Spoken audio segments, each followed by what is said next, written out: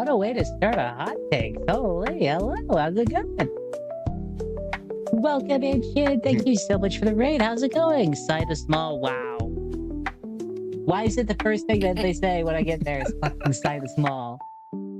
We haven't even just started yet. Why? Why is that my Do curse? appreciation. A due appreciation, and I don't think it's appreciative. Don't think that's appreciative. Would you prefer to be deprecation? Side of short? Is that like my medieval title? If I'm ever like on like what is it like?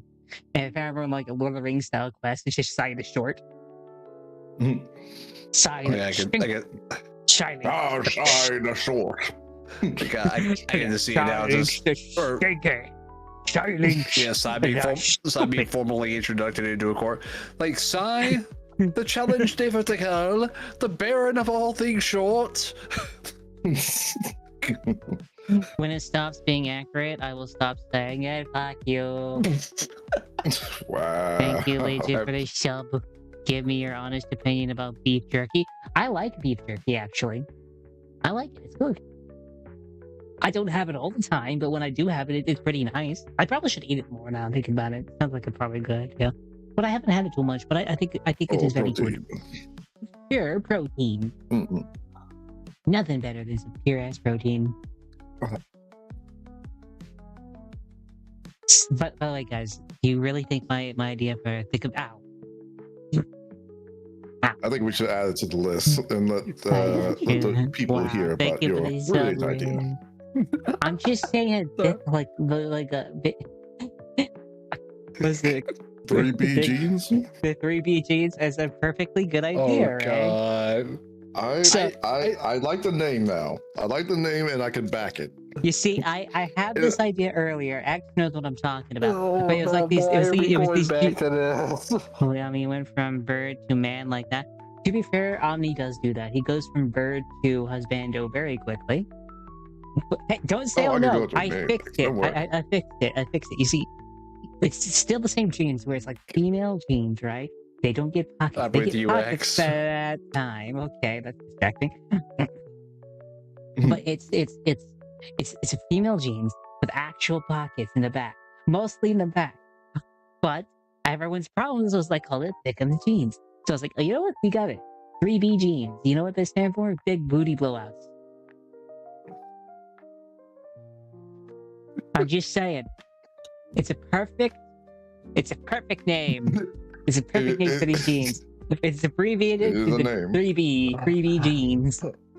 But for those who actually know what it means, for those who actually know what it means, they know what it means. I mean, it could also mean big bubble butt. So I mean, you had me and then you lost me. Oh, come on! It's a perfect. You see, it's 3B jeans. Most people won't know that. Why is Omni a woman now? When did this happen? When did this happen, Omni? Oh yeah, I mean, we were on the topic, so I just decided, make it appropriate. So you decided within the matter of like 5 seconds that hey, I'm just now Canal. Yeah. Okay, cool. Let's keep going. We're good to look. I'm not gonna support it. So you're gonna support it. It's gonna be great. We're getting investors. Everything's gonna go peachy. Do you think I said booba? Oh my gosh. I'm dissociating. Where's the toaster that wants to be the Wasteland? What the? Hey. You don't remember that or that DLC from New Vegas? To be fair, it's been a while since I played New Vegas. I should probably play it again, but I'm on 4 right now. Because everyone wanted me to play 4, you know? A chick and a red dwarf. I'm not a red dwarf, bitch! Also have bonafide. I cannot. Bonafide? Bonafide bones. Bonafide. Yeah. Well, I do have to agree. You were not stout enough to be an imp or to be a dwarf. So you were definitely not stout enough. Yeah. Maybe you're right, but it's still rude. You're like a gnome. I am now a gnome. Wow. Genome is too much for a compliment. Oh my god. You know what? Are you guys ready for the topics? Because let me introduce everybody. Because welcome to Hot Takes. I know it's taken us like 7 minutes to actually get started, but welcome. For those who don't know, this is a show where I bring on VTubers and we talk about things that happen through weeks. You know, gets like any topics in our brain that we want to just chat out. We want to rant about something. Give us a place to do it and we'll explain why, you know, all that stuff. It's basically a talk show where I bring on VTubers to share their hot takes. And I have 2 lovely guests today. Would you guys like to introduce yourselves? Omni, first one here. How did you get here? What are you doing now? How are you? I got here by letter invitation, and I was hankering for some coffee and some liquor. So, aside from that, I am Detective Wait, Remorse did you steal from my Silence, stash? but please. No, maybe. Did you take the catnap? He took your catnip and he stole from I'm my sorry, stash. what kind of milk? But, by the way, Draco, if you want to wait, there is a Q&A section for people to ask questions. Because using pineapple looks like my god. But, okay, so Don't worry, there's Ray, one in the cabinet. Ray, what about you? How did you get here? What do you do and all that stuff? Like, help me! He promised me catnip and he drugged me here with it. I don't know how I got here. Help! Yeah, you got here because funsies. It's fine. Hey, yo, who's getting on Discord? Wait, what the hell? Who is getting? I'm not getting pinged. That's like, it ain't me getting pinged either. I'm not even streaming. But Legion, are you hearing things? Am you sure you're not getting pinged right now? I getting Someone's pinged? I probably need to looking check. for you right now. Oh, Someone it is might be, looking because if for you're me. getting pinged, we're not going to be able to hear it. I'm not hearing shit though. At least on my end. Let me check.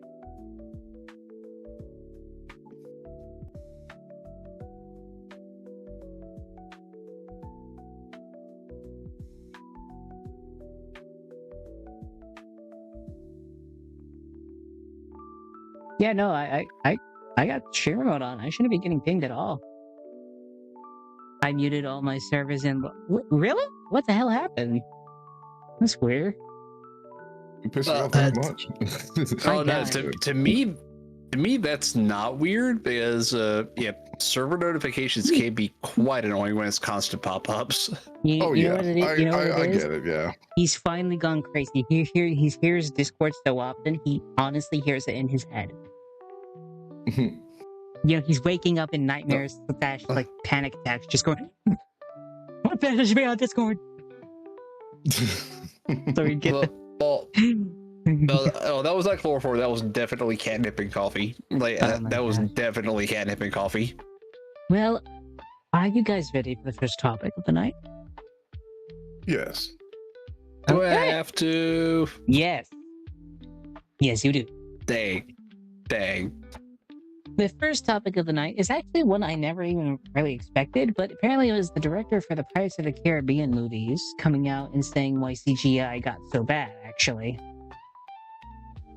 His opinion, at least the Pirates of the Caribbean director, was the reason CGI has gone as bad as it has is because of Unreal Engine.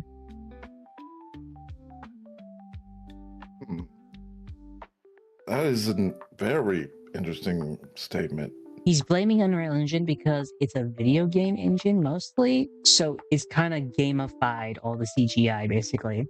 You know, it's based on gaming, not based for straight up movies, cinematics, or anything else like that.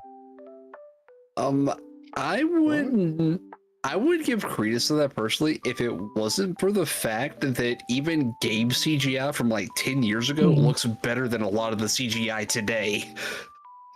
Freaking wolf, but also sadly facts.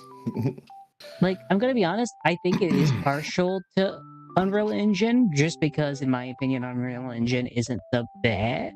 It's like, if you get people who know how to use it, it's pretty decent, but then it still eats away at your hard drive, even though it eats away at things that it shouldn't really need to eat away at, you know? If they optimized it correctly, but they don't, which is dumb. But I'm gonna be honest, if that was the only reason, I feel like a lot of people would ditch fucking, like, ditch Unreal Engine a lot faster. But I'm gonna be honest, the reason I think they don't is because it really isn't all Unreal Engine's fault. I think it's just people being lazy. Yeah, People I agree being with the lazy? laziness. Well, yeah, there's a term we imply quite often: skill issue. Okay, there's a problem with that though. You're implying they have skill. I never implied Yeah. anything of the kind. To have a skill issue, you must have some skills at something. If Marvel has taught me anything, is that whenever they do TV shows, specifically with She-Hulk and a few other things, they don't do CGI at all, basically. Well, no, the funny part about that, it's bad when earlier CW shows actually had better CGI. well, the very funny part about the Marvel shows in particular that you're bringing up is that they were making a lot of the CGI before they had a script, so they had to go back and redo what they already had to fit the script when they finally got it, and they went way over budget with their CGI. That makes and it still looked that bad. Cool thing. Yeah. Oh my gosh. So they kind of did like a Deadpool thing where they kind of did the like a CGI of what they wanted, but like the first initial trailer of Deadpool. Before it blew up.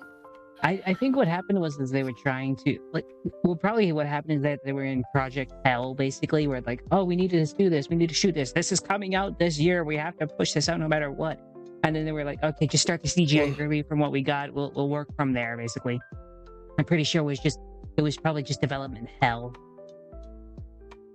I think that's what it was. I think the term they used for how they were doing the shoots and the scripting was I think they called it scrapbooking.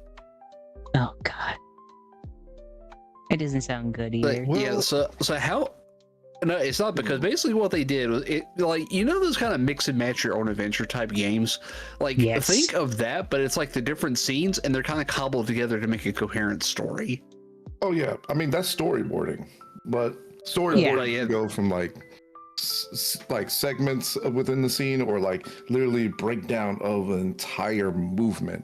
So it varies, but I think the point is like you don't start CGI on fucking storyboarding. Exactly.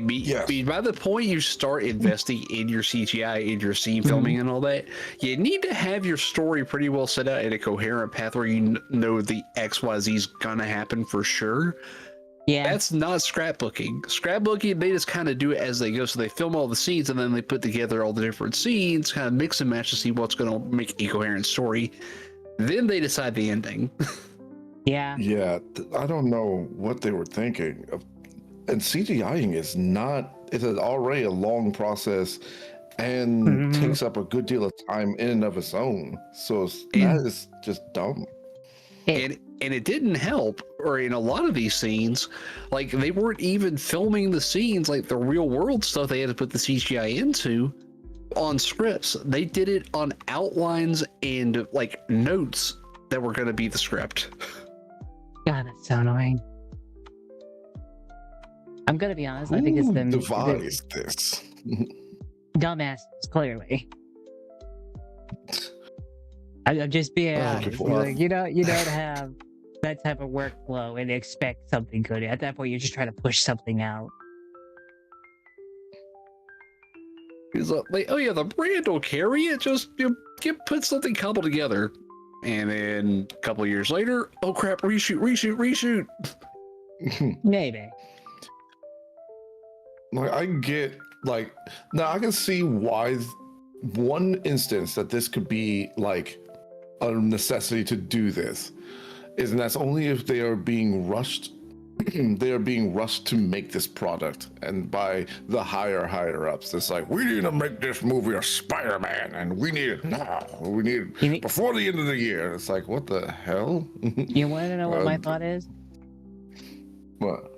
I honestly think the reason they probably rushed it is because, at least to my knowledge, I think they wanted like She-Hulk to work. And let's be honest, I feel like the Marvel team has been having problems with characters recently. I mean, did you guys hear about the Blade movie? The Blade movie? There was a Blade movie in progress? Yeah, there was. I heard it was pushed back. It has been canceled. Completely? Yes. Oh, Oh no. They're not doing Blade. And I'm like, Are you how the kidding hell the me? fuck do you mess Blade up? Blade is cool. Like, shit. Like, Blade is... How Like- hard is it to fucking do a vampire hunter? How hard is that? It's a vampire hunter. Like, It's got... I was Blade actually is so... such an underserved. You- Why are they throwing Well- in the bus like that? Okay, if it was okay, it's a solo Blade movie, yes, but we Yes. also have to somehow tie him into the rest of the scene that's happening with everything else going on. Now, that in and of its own shouldn't be crazy of They how to do tied that, Moon especially. Knight. Yeah, Fucking Moon Knight. just throw in Moon Knight for no fucking reason, just his ass. No. Like, they tied Moon Knight into the bigger plot. They were able to tie the khaki other heroes into the bigger plot. And you can't get a vampire hunter into the plot. I don't believe that. Like, I'm gonna be honest. Like, because the thing is, it's not like you can do Blade bad. Like Blade is really cool. Fucking Ryan Reynolds brought him back in his fucking third Deadpool movie just for Wesley Snipes to come back as Blade. So yeah, didn't he have a cameo in Deadpool and Wolverine as well? Yeah, that was Yes. where. Yeah, that's where Yeah, he that's made what his he was. It wasn't even a back. cameo. He was like a side character for a good like 20 minutes. Yeah, he so was I- badass. Yeah, don't no, get he me had like wrong. I think that was like also the part of the reason why, like, I heard, okay, the initial pushback was just because, like, oh, Wesley Snipes was a hard person to deal with, and like, that's he why. wasn't the actor. They never casted him once. Yeah, I know. They were going to have with a new Blade, and that's Yeah. a lot of the inside jokes in Mhm. Deadpool and Wolverine. But like, I think what they want to do after Deadpool and Wolverine, they wanted to give a proper send off, like a passing of the torch to the new Blade, to like wrap both Blades in the same universe. But like, so that's why I heard, at least that was the understanding theory. That's why the original Blade movie was pushed back, because they kind of wanted to work with that. But now hearing that they completely removed that entirely, So I don't know what's happening anymore. What happened is that they had a script. They were going with that script. Then they decided to reshoot the movie completely. You know how many times they decided to reshoot that movie? How many? 5 times. Jesus. They rewrote it, Right. reshot it 5 times. And the actor who was supposed to play Blade straight up walked off and was like, I'm not doing this. I wasted too much time here. I mean, he's getting paid, so I mean, like, He's getting paid, but he's an actor, you know? It's one of those things, if you're not acting in a bunch of stuff, your name kind of goes down to the drain. And he spent too much time as Blade, basically. well, the theoretical Blade, not even like ever he's not making a even Blade. Showtime as Blade. Yeah. Yeah. I think that's what was so fucking messed up, is like, how do you mess up a Blade movie? Even in the fucking Deadpool vs. Wolverine movie, they were like, there's only ever gonna be one Blade. And I'm like, yes! Let's bring Wesley Snipes back as Blade! Fucking damn it. At this point. Shit. That's Like, I one would thing love a Blade movie, damn it, but how the fuck? Okay, but let's be honest though. Like, Blade has kind of gone through kind of the big 3 that you could possibly deal with as a vampire hunter. Yeah, don't get me wrong. You can constantly go after small fry vampires or even schemy trickster vampires and be like, and have a job all the time. But like, he kind of already dealt with Dracula. He already dealt with a genetically modified vampire. He even dealt with the first-ish variant vampire. And like, unless he's going after Nosferatu himself, there's really not much grandeur work for Blade in the grand You know who you scheme could of have that. done after? Who? Mephisto. Okay, yeah, I also thought about Mephisto too. Yeah, he would be a good one. Next to I'd say, the one that played, what was his name that played Jared Leto played? you mean Morbius? Morbius, yeah, that would have been another good crossover. That could have been cool, yeah. But my whole point is like, you could make a Blade movie. It's not like it's impossible to make a Blade movie, but it's just, oh my gosh. But yeah, I think we got way sidetracked on this. We started talking about Marvel shit. We were talking about like CGI and why it's bad. But I mean, that was the topic. I think it just kind of rolls into it just because Marvel has not had the best CGI recently. Yeah, I mean, that is kind of a rabbit hole that we just followed it. It is. It really is. But are you guys ready to go to the next topic? Let's. Okay. The next topic is, do you think lore could really trap your character? I'm gonna need a little context on this question. I'm not quite sure I understand. Omni, you're a detective, right? Correct. Would it really not make sense for your character with your Vtuber lore as a detective if you just suddenly decided, you know what, I'm gonna go rob banks now? It's like, I'm just gonna be a fisherman now. Exactly. Like, you could technically do that. It's nothing stopping you, but doesn't it, don't you feel like it does like be weird with the lore, if that makes sense? Or at least the personality of your character? Very well, if I didn't plan for the context of like yes, I am a detective to the core. However, I did lead myself lore-wise how I can expand upon being something else. But I do understand for people who are like, if they're a siren or if they're a cat boy, or if they're like Kenya the Genius, Zendrea, they already have like established lore, right? Sure, they can go through like phases where they're like medieval dragon versus cyberpunk and all that stuff, right? But at the core part of it, they're still like the dragon, they're this, they're the genius and all that stuff, you know? They're not just suddenly, hey, I am now a gecko, or I am now the not smartest person in the world, you know? That's the actual interesting thing about Zendrea, because Zendrea, despite she's shown to be three different things, and there should be all Zendrea. But the interesting thing, lore-wise, is that these characters each iteration is actually different. They're their own iteration of different character, while still being the same character. Yeah. So like Dragon Zendrea is her own character. Commander Zendrea is her own character. The Commander after was nice. Sorry. Yeah, a little touchy on that one, but I do love the dig. I do love the digs on. Call it touchy all you want. That was Black Leather, and I was enjoying it. Yeah, her OG Commander Zendrea. That was a good dress. I like a woman in a good dress, and that was it. Not dress, suit. Let me put that. Yes. Oh my god! But like, you get my point. Is like it kind of it's not like it traps you completely, but it does kind of make it to where it stuns you in ways, in my opinion. So yeah, I do agree that I think if you don't set up your lore, if you are have a focus set lore, then yes, it will trap you, and it can definitely suck unless you play around with the idea.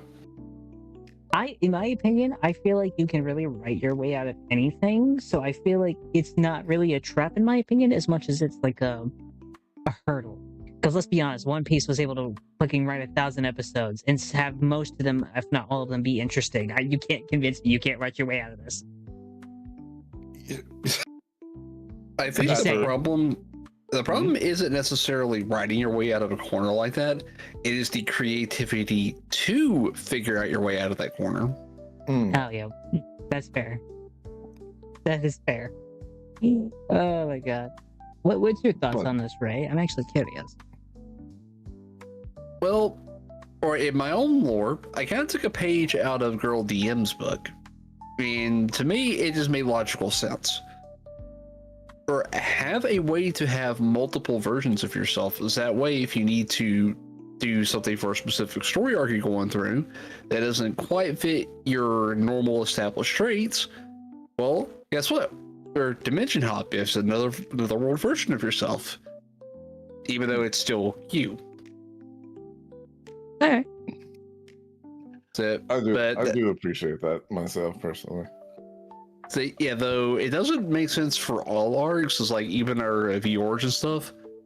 Technically, I was using the same skin, but it was two different characters because it's two different time periods, and that's another way to handle it, depending on your story. Yeah. So I think it really depends on what you want to do with your character, whether you intentionally or head towards that dead end, or if you jump track. That's fair. For me, I do feel like it's something that you at least have to think about. So it might be a bit of a trap in that sense. That it's one of those things that's just going to like, would this fit my character? You know? Yep. Yeah. Or is this what I want to do with my character? Exactly. So, and then, or my example, Nikki and myself were both technically AIs. So from my perspective, as my character, I could be. Wait, what? You said you're an AI, you don't. Right? Yeah, I've been that. Can you do me a favor?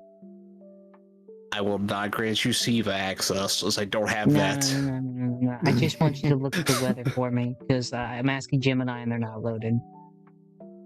I mean, I don't think you want to kind of dox yourself, but if you want to give me a zip code, I can find out multiple sources. Ray is the AI. I am very curious where this is going to go.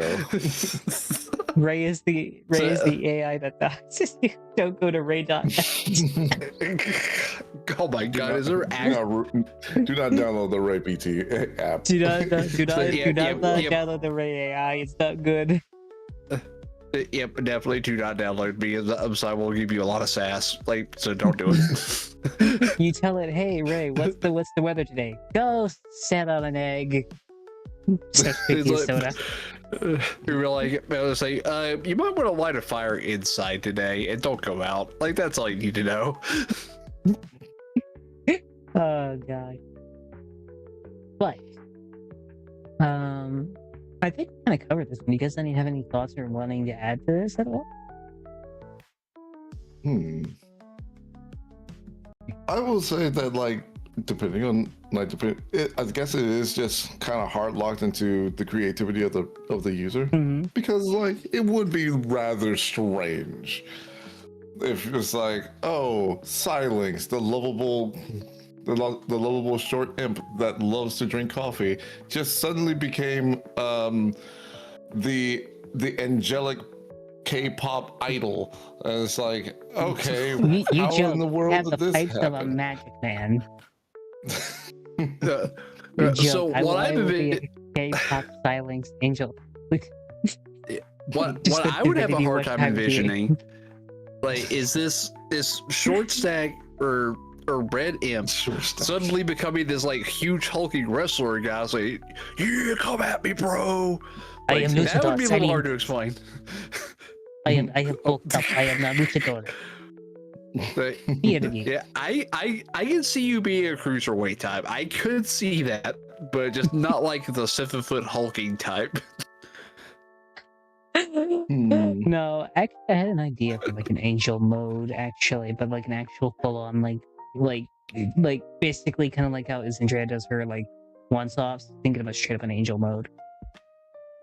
Well, didn't you have a toggle? Yeah, I have the sure toggle, but I meant like a fully dedicated model, basically.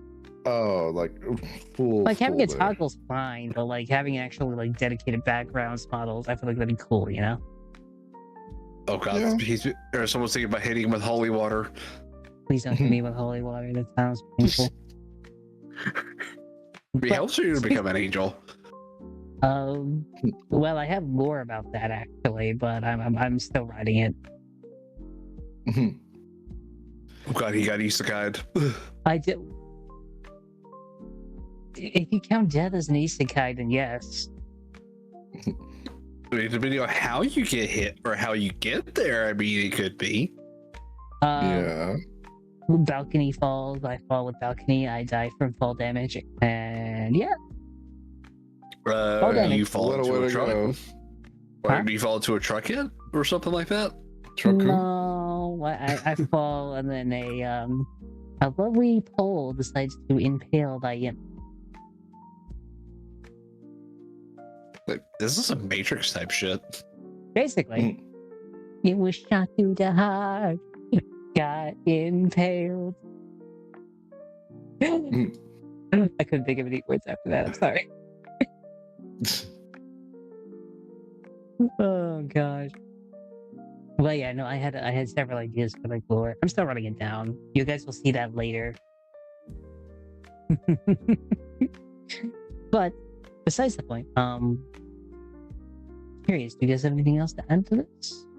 Like, what ways, like your lore, you feel like you might be trapped in, if that makes sense? I don't know. Yippie's live. Hello, Gothic. Yeah. Since I don't think anyone else, do you guys want to go into the next topic? Sure. Okay. The next topic is actually about models specifically. Do you think high quality live 2D and 3D models creating a massive bottleneck that discourages new creators from entering the space? Ooh. Oh, that thought. It's one of those things of like, it's not that you can't join the space, but the feeling if you don't have the highest quality, that you're just not going to be as good as everybody else. You know? Perception is indeed a bitch on this topic, I think. I think that's what's really it is because I think it's not like a it's not I think it might be a massive bottleneck for certain people. For me, not really, personally, just because like, ooh, that's cool. I'm gonna keep that in the idea pile, basically, you know. But like, for a lot of people just getting started, they're like, ah, oh, I'm a pencil, man. I don't got that yet. I'm a literal pencil. You know. I feel like it's one of those things that be like on the outset, if you're just starting, it's like if I don't have that, I might as well be cooked, you know. And then there's kind of the problem is, I mean, they did like some artists kind of solved that problem with like the customizable models, but with those you might be running around TOS versus like they may not want certain things to be presented with their mass production models as they don't want to be associated with certain stuff, and like that's just a huge mess in its own right. It's one of those things if you use I came back for the model at the model talk. Yeah, you did. What's going on? We're talking about like for people who are just joining VTubing and everything like that, that if someone like high quality live 2D models and 3D models kind of bottleneck it towards like, oh my gosh, if I don't have something like that, I'm screwed type shit for people who are like just starting out. I feel like it's a bit of like a mind game-y thing, if that makes sense. Like it's not actually that you need that to start out or how it even becomes accessible, but it's one of those things of that's perception people have in their brains. Said I'll do it myself, not gonna lie. Same Z's. I made like my first 4 models. Yeah. But it's the perception, man. It's the perception. Honestly, given the fact that there's so many methods in order to approach VTubing. Okay, let's just say I had literally no idea where to begin. Like getting into the VTuber space. It's like sure, I've seen people with 2D models, I've seen people with 3D models, I see people with live 2D models, and I'm just like, where do I begin? It is daunting because like more and like you see a lot of people with live 2D models and how popular live 2D models have become, and like seeing what they can do and all the goofy stuff that the characters are. So it's like just seeing that would be like, oh wow, I need to get me one of those. But without realizing all the free and available access models that you can just get your hands on, or knowing the rules of just like, if you're going to get your feet wet, start small. Then yeah, that leaves prone to people getting scammed or getting ripped off with like prices of high absorbent amount for something that they probably not even quite sure themselves are. So It's the illusion we set for us, set for new people coming into the sphere. Is going to be like a real harsh detriment at first, and that's the harshest form of reality that they have to hit. I still have a lot of room growth.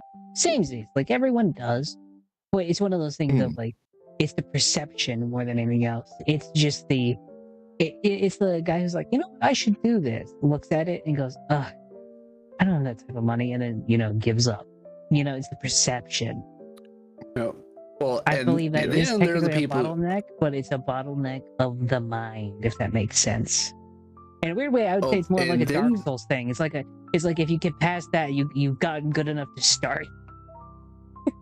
Well, and then there's perception. And then you got a lot of people that they do go out of their way to spend like thousands of dollars on these models before they even get to their first stream. They get to their first stream and they don't do it very well, and then they kind of say, "Oh, I spent all this money and now I'm not doing very well," and that kind of leaves a bad taste in people's mouths too, because it's kind of a negative feedback loop. Because then you got people like, "Oh, do I even want to try this because it's so expensive to get into?" And there's I think that is the thing where it's like they think more of the streamer, like they think more of the model than the actual streamer, even though, let's be honest, there's tons of great models out there. But if you don't have personality behind it, you're not really gonna make it, Yeah, that's where like a PNG costs a fraction of what a full 2D or live 2D would. Or getting a free 3D, you can make your own in freaking Vroid. It doesn't have to be like super high quality. Well, excuse me. It just has to be something like to get out the door with. True. Because if you're making content, you're moving forward, and you don't have to be perfect to move forward. True. Yeah. But I would think, at least in my opinion, it technically is a bottleneck, but it's a bottleneck of the mind, in my opinion. You guys agree? I can agree to that. I would say it's a perception problem, to be sure. Yes. You guys have anything else to add? See, you don't have to be perfect to start. Just do something with it's like with a PNG. Yeah, you gotta be perfect. And just don't spend a ton of money and see if you like it. Shut up, Cat. Just do it. Make something of yourself. Yeah. Just do it. I will not hush. I'm a cat. What do you expect me to do? Not meow? I'm gonna throw a tomato at him. I'll forget you there with a pineapple. And to those that are inspired to go into the VTuber sphere, always know that there is free models, there is free PNGs. I started out with sprites of a character that was. See, you can make your first model. You can use sprites. Well, if they allow. Well, I started with the Vroid model, so. My gosh. So yeah. We all walked 3 different paths down to where we are now. Exactly. So be creative. That's the main thing. Be creative. Be you. Just be you, honestly. I think it's most important. Yes, remember that. That's going to be incredibly important. Exactly. But I do have another question for you guys. Do you guys have any topics you wish to talk about?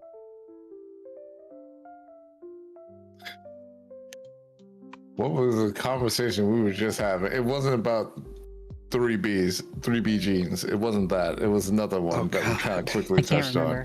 I think it was 3Bs kind of overrode it from my brain. I have a goldfish memory. Goldfish memory time. I made a change. Thank you for the headsets. Headsets are amazing. And pets are the best. Well,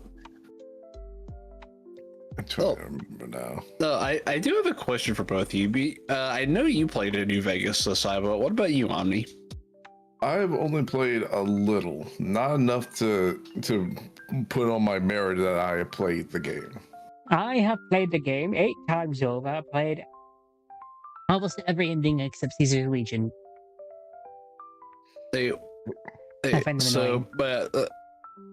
So what is your experience within Fallout Omni? Just to say, kind of make sure I steer the question in the right direction.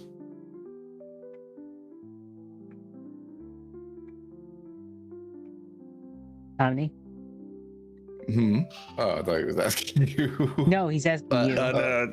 Yeah, I need to like what Fallout games you have played besides that little bit of New Vegas. Not really much This other man has Fallouts, not crawled out honestly. through that Fallout. Oh, But not out of spite or not out of just not wanting to. Though it's more of just like, one, these games are like very long-ended games. Exactly. Because for me, I will be exploring every inch of nook and cranny of any place I could possibly go to. So, and plus like the hidden stories, the build-up of the characters, and like they're all there. So it's like I know I will enjoy my time trying to figure out what's going on. Yeah, so I just kind of distance myself from that until the day is right, or I feel like, you know what, it's been a while. I need to jump into this. I'm just going to dive headlong into this. I get that. well, I will obviously you are missing some classics because there are some very funny moments that happen in these games. Yeah. Did you guys watch the new show? I have not watched a single episode. I have watched and finished season 2. Yeah, I'm in the process of it. I think I'm on episode 8 of season 1 currently. Good. Season 2 is good. Season 2 is good. Yeah, I'm working my way there. Just I'm taking my time getting there because He's making his way downtown, walking fast. it's too bad downtown ain't there anymore. Gonna get moved again. but okay, so what is like what type of playthrough you want to do in New Vegas that you haven't done already? I can't. Can I say that on Twitch? I can't. Let me check. I'll DM it to you. What? No, I'll DM it. I mean, Oh, you're good. I I mean, considering we're talking about New Vegas and not like anything real world, I think we could probably, as long as we make sure that like everyone knows it's in the context of Fallout New Vegas. If I was playing New Vegas again, I would want to do the genocide run. Yeah, that's respectable. What the run is basically I kill every NPC, every single one of them. I am the only survivor of the Wasteland. So basically, you and the wind ramen. I'll do the wild card ending. So all that's left is robots because those aren't really alive, and kill everything else. Like that's my entire goal. Yep. So basically, you just want to be you and the wind ramen. Basically, short. X. Why do you keep calling me short? I was just talking about my idea for the next Fallout playthrough, which is Fallout New Vegas genocide run, killing everybody. So it's a perfect idea because I've never done it before. I'm gonna be honest. The one I want to do is I want to be completely chaotic. I want to be the good guy, be helpful, except to the Legion, who I will be making sure to use terrifying presence on. You could just do Imperialist playthrough at that point. Yeah, I want to be chaotic. Okay. It was basically what I really want to do is just like see how the NPCs will react to a person with good karma that somehow still terrifies them. Understandable. Understandable. Like for me, I've been playing Fallout 4 just because that's what everyone voted on. And I'm gonna be honest, with enough mods, you can fix it. Sounds awful, but yeah. I need to mod my Fallout games before I play him again. Because like the problem is I modded Fallout 4, and the one thing I spent like a good 20 mods on is just fixing the Minutemen. Because my gosh, did Bethesda cuck the Minutemen. Also, I might go into a bit of a rant here, but you know what my problem with the Minutemen is? But, have you played Fallout 4? There's a setup that needs help. Fuck up. Yeah, that shit, but besides that. Omni, have you played Fallout 4? No. Okay. So like, in Fallout 4, I said, I have not played any of them. Okay. So, just a brief description. In Fallout 4, you are the lone survivor. You are a person who lived before the nukes fell. Then you wake up after cryogenically freezing into the Boston wasteland. There was a 200 years later. 200 years later. Right. There was a group called the Boston Minutemen. They were basically the Commonwealth. Basically, that's their whole like pseudo government, right? You know what I hate? Right. In Fallout, you could have made them a really cool faction that you could still be the general of, right? Why the hell? Because in lore-wise, the Minutemen fall, like their entire structure and everything falls within a month after you wake up. Like they fall a month before you wake up. 1 month. That is from incompetent leadership, I might add. From incompetent leadership, and it becomes a lawless wasteland after that. I'm like, so you had law, and then the moment I wake up, basically a month afterwards, everything's gone to shit again. And I'm like, son of a bitch. That's just unfortunate. Because you know what my problem is they could have made the Minutemen so much more interesting. Because like they said there was several groups of Minutemen, yet we never see those groups ever. Like at all. And somehow they also managed to lose an entire fortified location during this time period. Yeah. What the fuck? Like they got cucked so hard to the point where there's 1 Minuteman left, and that's fucking Preston Garvey, and he's the guy who makes you in charge, and then you have to rebuild the Minuteman. And I'm like, that's the cool premise, but where are the other groups? Like, don't I have to like talk with them as well? Fight those guys, maybe? Like maybe conquer those groups and then like have the rest of them join up with the Minutemen, Yeah. Because there's several factions of it, and they just don't ever bring them up after that. It's one of those things that I have a pet peeve about. Weird. It's a pet peeve I have, but it's a fantastic game. Other than that, but yeah, it's a good game. Does anyone else have any other topics? Omni just now has the topic. I have a topic, all right, and this was about if you know if you were Zaza. Say. Which Zaza and this is during the Marvel Rivals tournament. Oh, are you talking about with King and everything else like that, where they were basically like just playing to have fun while at the same time cucking him out of the money by being dumb? Actually, reversed. So this is of Kingsman and Zaza. So yes. Okay. So with the situation, the tournament was supposed to be just a regular tournament, nothing high stakes, just set up. Of course, with this being said, I'm only going by what I heard and a little bit of information I've read, but mostly from what I heard. So, disclaimer: take this with a grain of salt. Yay. So it was started off as a regular tournament, just a regular simple tournament for Marvel Rivals. However.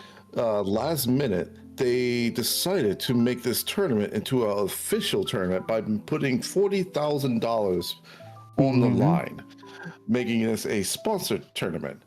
So the team with Zaza in it was very much just like, well, we're kind of here. We're just kind of here for vibes. We're just here just to chill and just play games and have fun. That's it.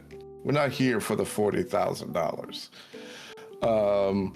However, they did get someone which is none other than Kingsman, who joined up, and he is number one Magic player in the world to join up on her team. And it's like, okay, the understanding for him was, all right, we're here to win the money. Like that, I mean, it's $40,000 on the line. Oh no. But it's like, who wouldn't want to be in a tournament for $40,000 and play seriously? Which ultimately led to within the game is playable. Yes, it is voice true. Sorry. Yeah. Was ultimately led to High King dominating as many people as he possibly can as Magic, and Zaza and the rest of the team basically being dead weight by comparison. Yeah. High King gets upset and is like, "Hey, what's going on? Like, we're playing a tournament for $40,000. What's the deal here?" And she said, "Oh no, we're just playing for vibes. Like, it's no big deal. It's like, I don't know what. Stop. You're doing too much." Oh my god. So like, all the miscommunication. Yeah. Can I say keep one in thing about mind, this even real quick? yeah. I get if you're like just playing for vibes, but like even if you play for vibes, you at least want to try to win. Because I looked at some of the situation what you're talking about. I'm sorry, whoever was playing Widow, oh God, man, switch off Widow. Yeah, that was Zaza. For fuck's sake. It was like what? It was like 2 kills to like 8 deaths, if I remember correctly. She didn't even get that much. Oh yeah, no, it was like I can't remember. It was like know, 0 to 10. 0 to 10. Yeah, switch off Widow at that point. Like, gosh dang. Like, I get you if you're playing for vibes. But even if you're playing for vibes, you at least want to make it to round 2. If you're playing like you want to get kicked off in the first round, damn. Oh, gosh. You know, I didn't have too much into it for Marvel Rivals drama, but it is one of those things of like, if you're playing for vibes, I get that. But at the same time, even if you're playing for vibes, you want to try to win. You're not just there to, hey, I was in a tournament, goodbye, everybody, you know? You try to be somewhat proactive in trying to win, you know? Yeah. Like, sis, if you're entering a tournament, you are signing up to a serious event, no matter how, basically. Like, yeah, so even if you go for vibes, you don't play to lose like that, especially if you're like 10-0 as a fucking Black Widow. Like, fuck's sake, switch off. I mean, if you're going to be in a tournament, at least try. I mean, I don't think that's a big ask. I'm not even saying try your hardest, but like, if you're doing 0 and 10, you're clearly doing something wrong. Yeah, I mean, so that led to the big debacle. And there was a lot of other things that went on in the background, like to the point that the boyfriend who was not in the tournament, who had nothing to do with the tournament, caught wind of the actions and like the fact that High King was Kingsman was like, "Hey, what the hell is going on? We should be doing something here." And it's like, apparently he saw this as like active aggression towards her, to the point that as a spectator to the entirety of this entire tournament, he basically went to the refs and said, "That man needs to be removed." Because they managed to get Kingsman off the team because he wanted to win. So the question is, despite all the disconnect communication that's been happening here and all this, do you think that this could have worked in any form or fashion if communication was there? No. You want to know why? Because even if she was trying to play to win, which she clearly wasn't, I don't think it would have worked. Mostly because I'm gonna be honest. Like, King's been, whether you like it or not, he was playing to win, and at the same time, he was just playing to play. I think the reason she was playing was for Twitter. Or for TikTok like clips. She wasn't playing for anything else. That was it. You don't go 0 and 10 for Black Widow, refuse to change, and then make a whole pissy fit about it, you know? If you're not even, if you're just doing that for vibes. And if you're doing it for vibes, you're just looking for, specifically since I'm pretty sure they're all content creators, 100%, she was just doing it for clips. Pretty sure what it was. Possibility is memory rage baiting. She was playing because she likes the game. Even if you're playing because you like the game, I'm just saying, mate. There's got to be, even if you like the game, going 0 and 10, especially in a tournament. Even if you're not even trying to play for, even if you're just playing for vibe, you at least want to do well in the tournament. You don't want to get knocked out in the first round. Well, I think the entire problem stemmed from misaligned intention. Maybe you're right. Well, the thing is, if they would have all been on the same page from the start, say, hey, I'm here for vibes. Are you here for vibes? And if either one of them said, like, no, I'm not here for vibes, then that should have been a clue right there. Like, hey, this might not be a good idea for what we're trying to accomplish. Masochist, yeah. Unless you're masochist. Unless you're masochist. Wow. Oh, shit. I mean, not too far incorrect, I would believe, honestly. It's one of those things that I think King had valid reasons to crash out, if that makes sense. But at the same time, I don't feel like he should have been kicked for that, if that makes sense. That seems a little much. Keep in mind, this was once again by... Yeah, this was from the spectator of the boyfriend. And I wasn't sweating in the game, and I just did it for vibe. Yeah, like Wisher, yeah, you did it for like just you went in and you were doing the tournament and everything else like that. You were just doing it for the vibes. But I'm gonna be honest. If you were going for 0 and 10, you would still switch a character, right? You wouldn't just keep playing that one character over and over again. No one wants to get knocked out in round 1. Yeah, it's no fun getting or like even for clips. Just like there's no entertainment in getting capped that much. His voice was like they went into it knowing they didn't want to try, so they didn't, and that's okay. Okay. My question is, if that's the case, why was King even paired up with these people? Did they not have enough people? Like, was there any communication beforehand saying, like, hey, this is what we're aiming to do here? We're not aiming to win. Because my thing is this. I think it matters pure communication, but at the same time, like, I don't know. I don't feel like he deserved to be picked for that either way. That's just not cool. Maybe not, but the whole situation is just stupid. Kingsman joined them. Okay, Kingsman joined them, right? Okay, he was in, like, okay, that's the point. I still feel like even if they weren't and we're just trying to vibe, I still feel like they should have probably put in a little bit more effort. That's all I'm saying. Especially, like, to them, they probably don't have, nobody communicates new arrivals. They all either just are blinders or so they follow them so they will look at the other side. Probably. Knowing that they weren't going to try. Nobody likes to admit when they were wrong or being a little shitty. Maybe. And he joined them knowing that they weren't going to try. Is that actually true? I'm not sure. I had to look more into it. Omni, what do you know about that? What? Because on the YouTube side, King Voister is saying that he joined them knowing that they weren't going to try. Because if that's the case, that makes him a bit of an asshole on this one. But at the same time, if he didn't know, then at that point, I'm not going to fault either party-ish.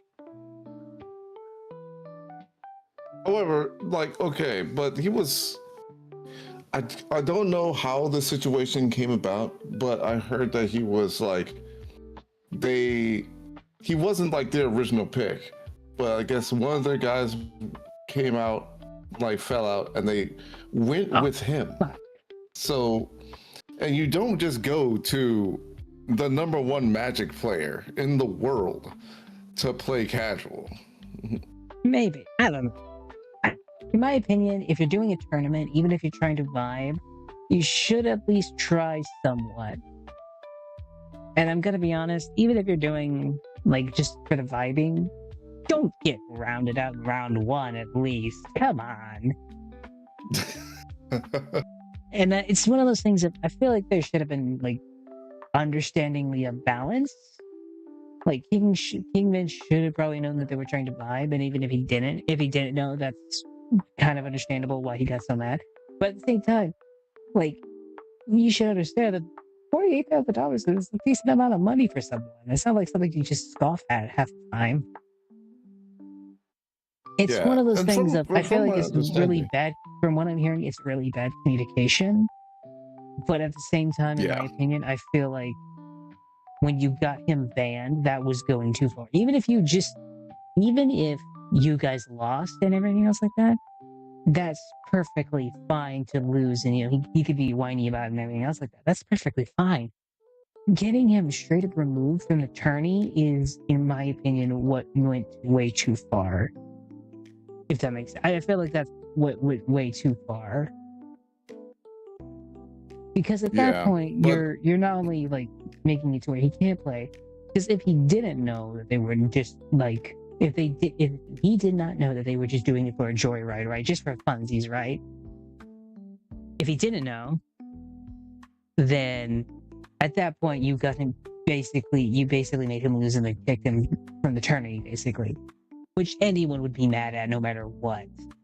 But it's another thing of like, if he did know, I still feel like you probably should have, if he just took the loss, it'd be fine. But like doing that and then having him kicked is still bad no matter what. Breaking the rules that that he joined, breaking the rules that they set up. What rules did he break? I'm not curious, especially the backup player who is doing it to be nice. Yeah, the backup player is doing it to be nice. If he's a backup player, I'm pretty sure he's not going to like know every single thing specifically. It's really a thing of who said what, basically. But I will say this: it doesn't. What'd you say? Actually, now that you brought that into question, Zaza did say some incredibly sketchy things to say about Kingsman, who during the tournament, and there's videos of this, of like. I'm gonna be honest. I feel like I'm gonna have to look at some of these videos. Yeah, trust me. Once you see some of those things that she says to Kingsman, about Kingsman and the whole situation during the tournament, mind you, not just like after. Like it's crazy. Of like, it puts her in the bad light in every capacity, because it's like she's. Could you like DM me what she said? I'm curious now. Yeah, I can find the set up team for vibes and being chill, and he was the opposite. I mean, I kind of get that, but I mean, no, actually, DM me what she said, not actually like a video or anything else like that, because the people will hear the video. The team that Zaza made was set up the team up for vibes and being chill, and he was the opposite. Yeah, but it also sounds like he was actually quite chill. It sounds like he was chill. It sounds like he was a backup who was chill at the beginning, and then I think when they started losing a bunch, maybe got heated to wanting to watch. I'd still need to watch all the videos, because I'm gonna be honest, this is like a new thing for me. I didn't really look much into this, honestly. I know Moist Critical did a video on this, but I will say this: even if he's like not being chill or something else like that, depending on what she says, depends on how bad of a light she's gonna be painted in, no matter what. If you watch the stream, he was not chill. Okay, I'll have to watch it then. But it's one of those things of like, even if you're not chill and being a dick, I'm very curious to see what she said, because let's be honest, if she goes just as far as he does, then everyone's in the wrong at that point, You can't just like say, "Hey, switch your character because we're losing and you're doing really horrible," and then her call him something like a washed up like rag or something else like that, and you walk away with a W at that point. You know what I mean? It's just one of those things of like, depending on how she reacts as well. You can't just, you gotta take the moral high ground,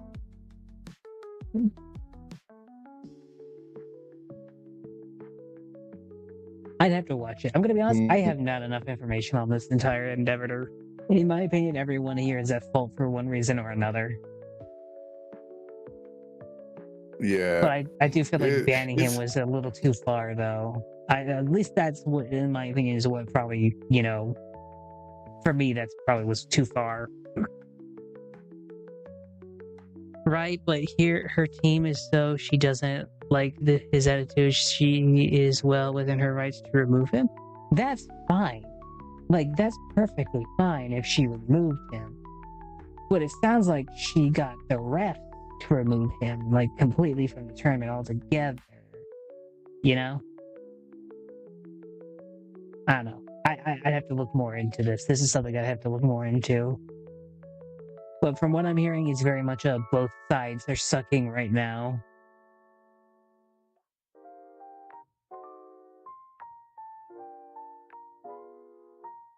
No, she just removed him from her team? I don't know. I'll have to look more into it. So, what are you guys' thoughts on this so far? Just don't be like, if you're going into anything, give 100%. And if you're not feeling your best, give at least like a 70. Like, try. Like, no matter what it is. If you're there for fun, you can still be a 70 and have fun. Yes, just for really fun. is on Zaza for being shitty because the other guy needed it for debt and other stuff, and the only reason he spoke up. So from what I'm seeing, it's one of those things that he needed the money, and it would be good for him, and she just wanted to vibe the entire time. It sounds like it was a bad team mix, I think even if they were on the same page of vibing, I don't think it would work, just because it sounds like he wanted the money, and it sounds like she just didn't care about it at all. Like, to my knowledge, it sounds like Zaza would have basically rounded out, like would have gotten out round one and still would have called it a win, basically. He should get a job then, Lamau. I mean, why get a job when you can get $40,000 easy being one of the best of what you do? I think that's the thing is this. I agree with Moisture that if he's in that desperate need of money, maybe looking at a job isn't a bad thing. But I will say this, $48,000 isn't nothing to scoff at either. And trying to do better than just getting out round one is at least preferable. I'm not saying that she doesn't have the right to remove him from the team, but at the same time, I feel as though that probably should have asked him what the intentions were. Because I'm going to be honest, I don't think she probably informed him good enough. I really don't think so. I feel like if you need money that badly, you should get you should not rely on Hail Mary chances to make money. Fully agree. I fully agree on that one. But is it being shitty because the other guy needed it, debt and stuff like that? Also, if money is that bad, joining a team that wants to win, I don't know how much they informed it.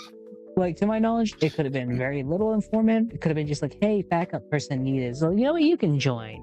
It might have been a last minute thing. I'm not sure. I'd have to look more into it, but it's one of those things of I'm not going to go in like deciding guilt just yet. To my knowledge right now, I feel like it was a bad team mix, even if it was. Watch the screams they did.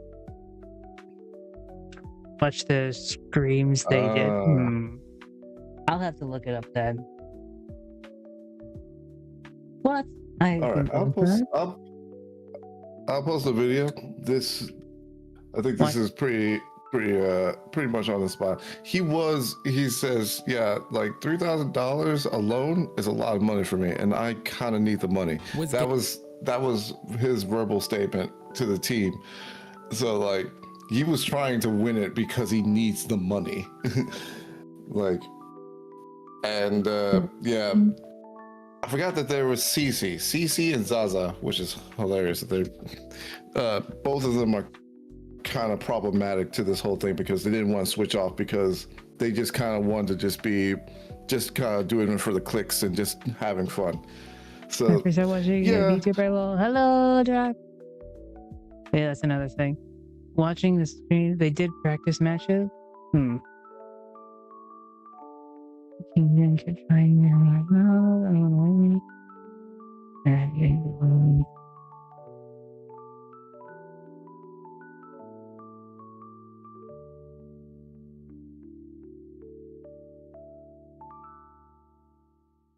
Nice. From training, and then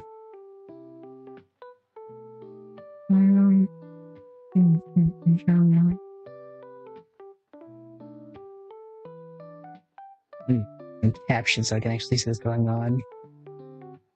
Oh. To play with I need was my god. Actually 7 more years in the community friends, bro. Not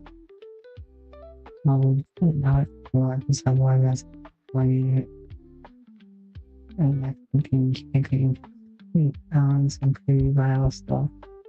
I said it was going to take up I can really hear many of you saw my reply. They were defending argument, buying it all between Catherine and the control. And I was like, hi, I apologize for calling you a loser. I did that first time.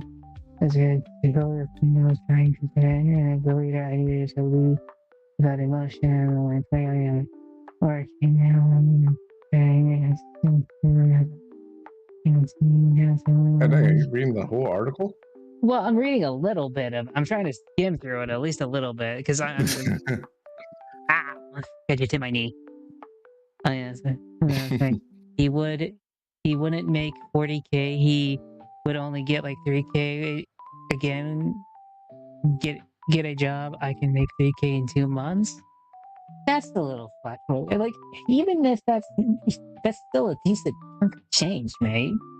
It's enough to upgrade your streaming setup. It's enough to get like a VTuber model and maybe like an entire setup by yourself alone. It's not something to scoff at either way.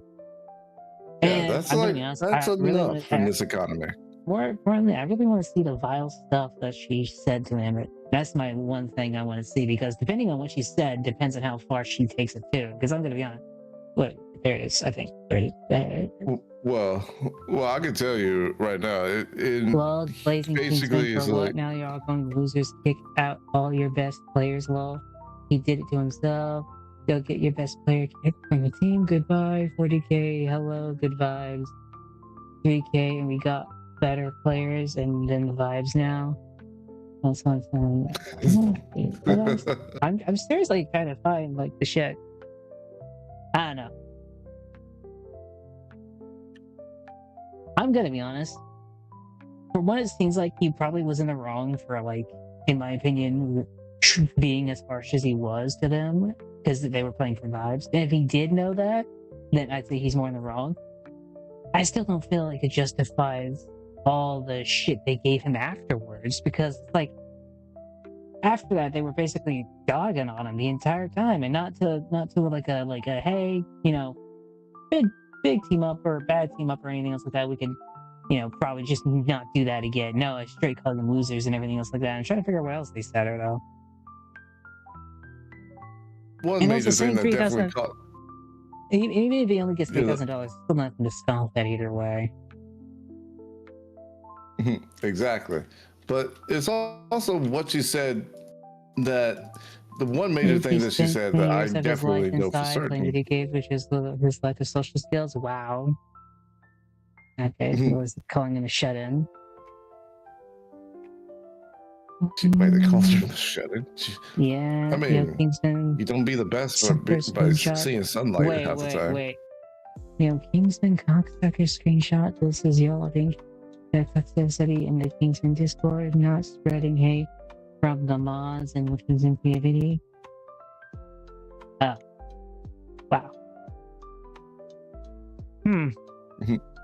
As far as I heard, they didn't talk to him at all, and all he said, and he always stated he was going for the win and the money, and he literally didn't talk shit to them. They were continually being rude to him.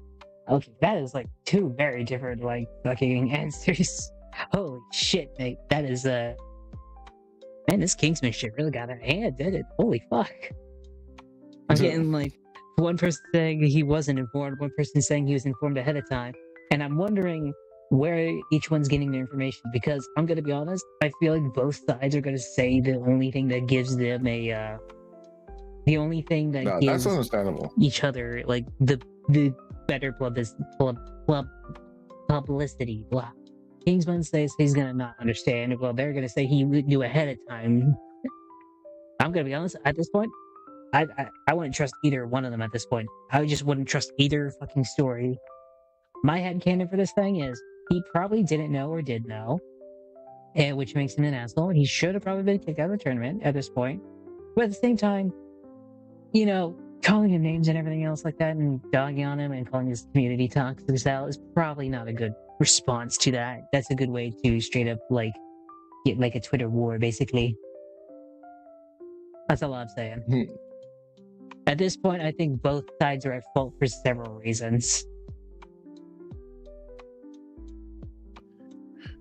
But, yeah, this was a pretty heated discussion for a nice hot minute for.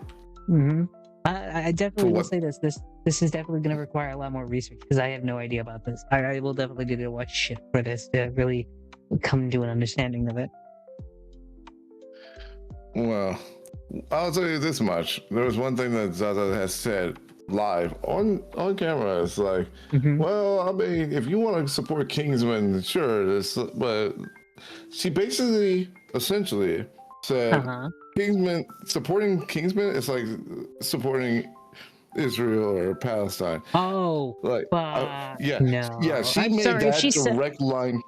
She's made that direct line connection as if it was they had pure relevance and they had nothing to do with anything. If she has said that, even if she was right about the tournament, she still comes out looking like a bitch, no matter what. At that point, yeah, if she did say that, like, even if I give her everything, even if I give her everything about the tournament and her being right about every single part about the tournament, right? She still ends up a bitch. I'm sorry. You don't get to do those types of jokes and still claim you're the victim here. I'm sorry. At that point, you just become a bitch.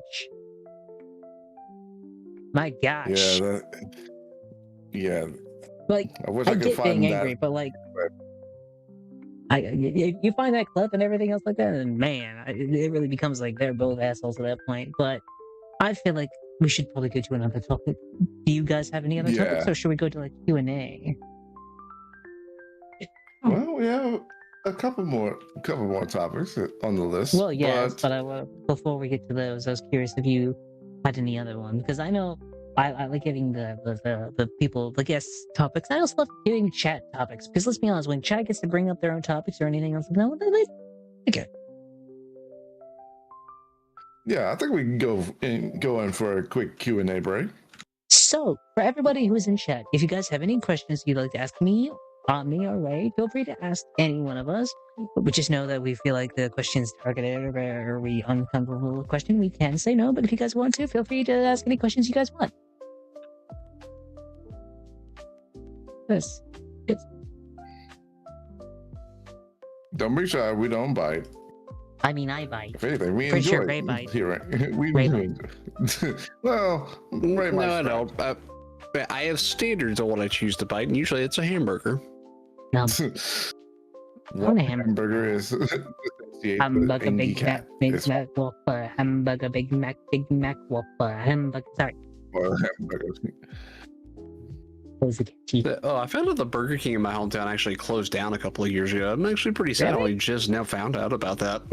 Damn. Oh, We got a Burger King here recently. I'm actually really happy about it because I think McDonald's is going to shit. McDonald's has always been going to shit, to be honest. I know, but it's like one of Yeah. those things of like it was going to worse shit, and then Burger King came in. They were shit at the beginning, and then they actually got better recently. So I was very happy about that. Amazing. Yeah, I what new think our management Burger can King had do. been in decline, but yeah, I will not eat at McDonald's. The simple fact I don't want to pay almost $20 for a freaking Big Mac. Fair.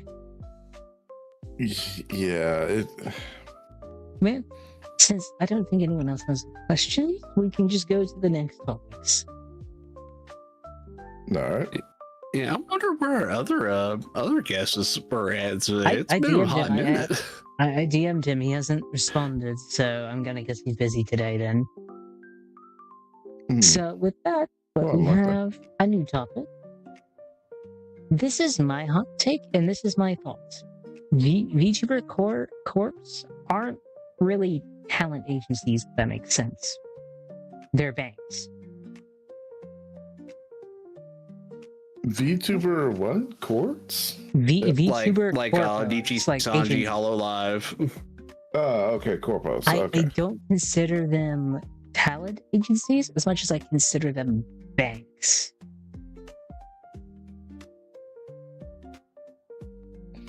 Mm, My reason I for see this what you're is trying to say.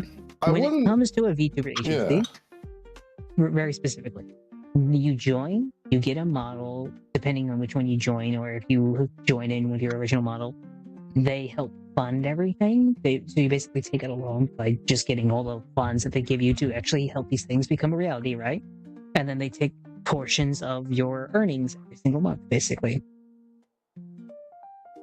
But other than that, like, they may train you here and there that they still pay for and everything else like that, but it's still considered you could get a loan and do the same thing. But to my knowledge, I don't know what you say. I think it's one of those things of I think that VTuber Corps, especially with all the shit that's gone on with a bunch of these corps, like,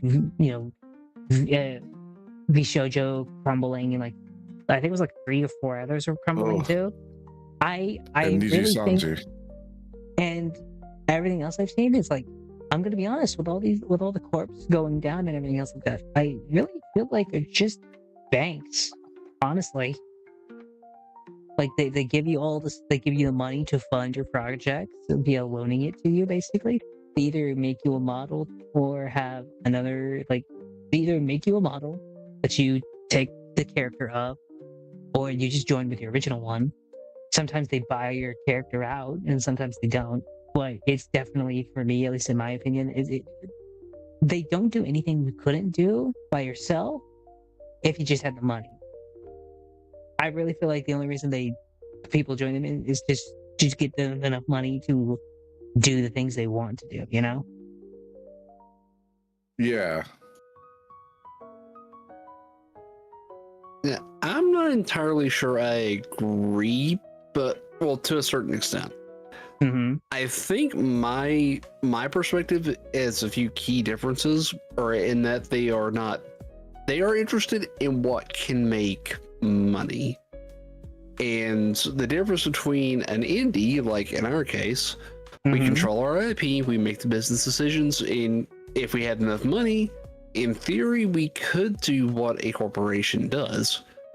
But for using Hololive as an example, they're not really trying to just put people out there in marketing. They're doing talent cultivation. As they're bringing in talent, they're training them up, they're showing them the ropes, and they're getting to a point where they are marketable, so they can get a return on that investment. True, I would say on that one I agree. But then you have the Nichi Sanjis where they basically just have specific events you have to go to, but other than that, they really don't help you out much. Well, at least not as much as others. Well, in theory, they do the same things from a functional standpoint, but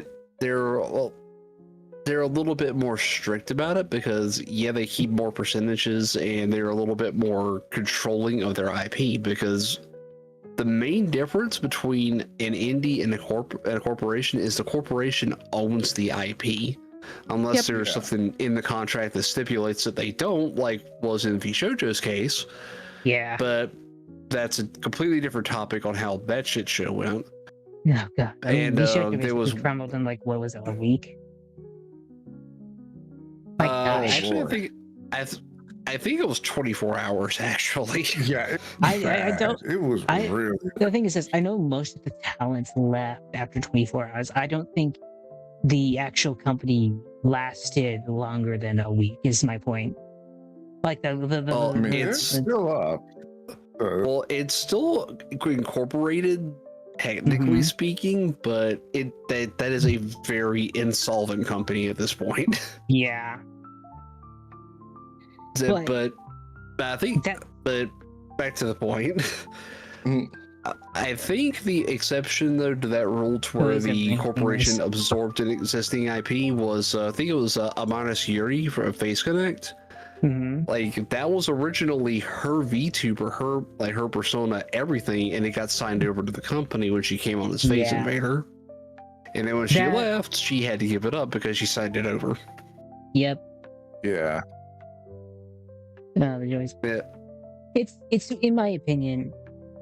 That's why for me, I feel like they're, at least to me, like if you had the money, you'd be doing what the companies did already. That's literally it. You just go there for the investment, basically.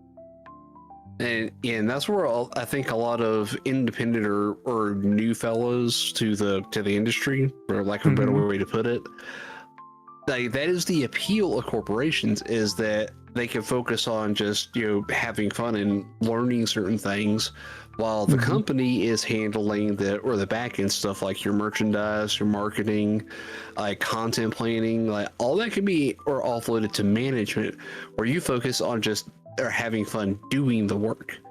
That is the appeals, because that gives you a chance to learn, because we've seen it can work. Because look how many people have left to or Niji Sanji and Hololive and became indie and are smash hits or out of the gate practically. Okay, that actually goes into my next topic, but we're going to save that for a bit. Because the next topic is like probably the hottest take I've had for a while. Okay. At least in my opinion, I think, at least my opinion is like these companies, they offer you the thing of what most people want is just the investment. They want the investment so they can do the fun stuff. But that's all they do. They invest in you and expect return. Basically, just the same as any bank would. If they're investing you into your company, the bank is investing into your company. They want your company to do well, so you can come back and bring them the money that you're owing them. Basically, that's all it really is. The only difference is it's a bank loan that doesn't end unless you quit. Yeah. So basically, it feels like more of like, instead of a bank, it's more of a loan shark. Kind of. I mean, I think that makes it worse sounding, but still technically kind of. I think it's probably more accurate, to be honest. I mean, in that regard, yeah, it's like, hey, we're going to take your IP, we're going to give you thousands of dollars, and you're going to make the money back, or I'm going to take your legs.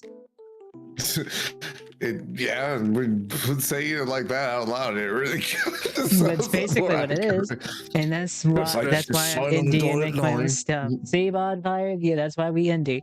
Like, or like it'd be like the old school Bob, where it's like, yeah, we're gonna take you, we're gonna show you the ropes, yeah.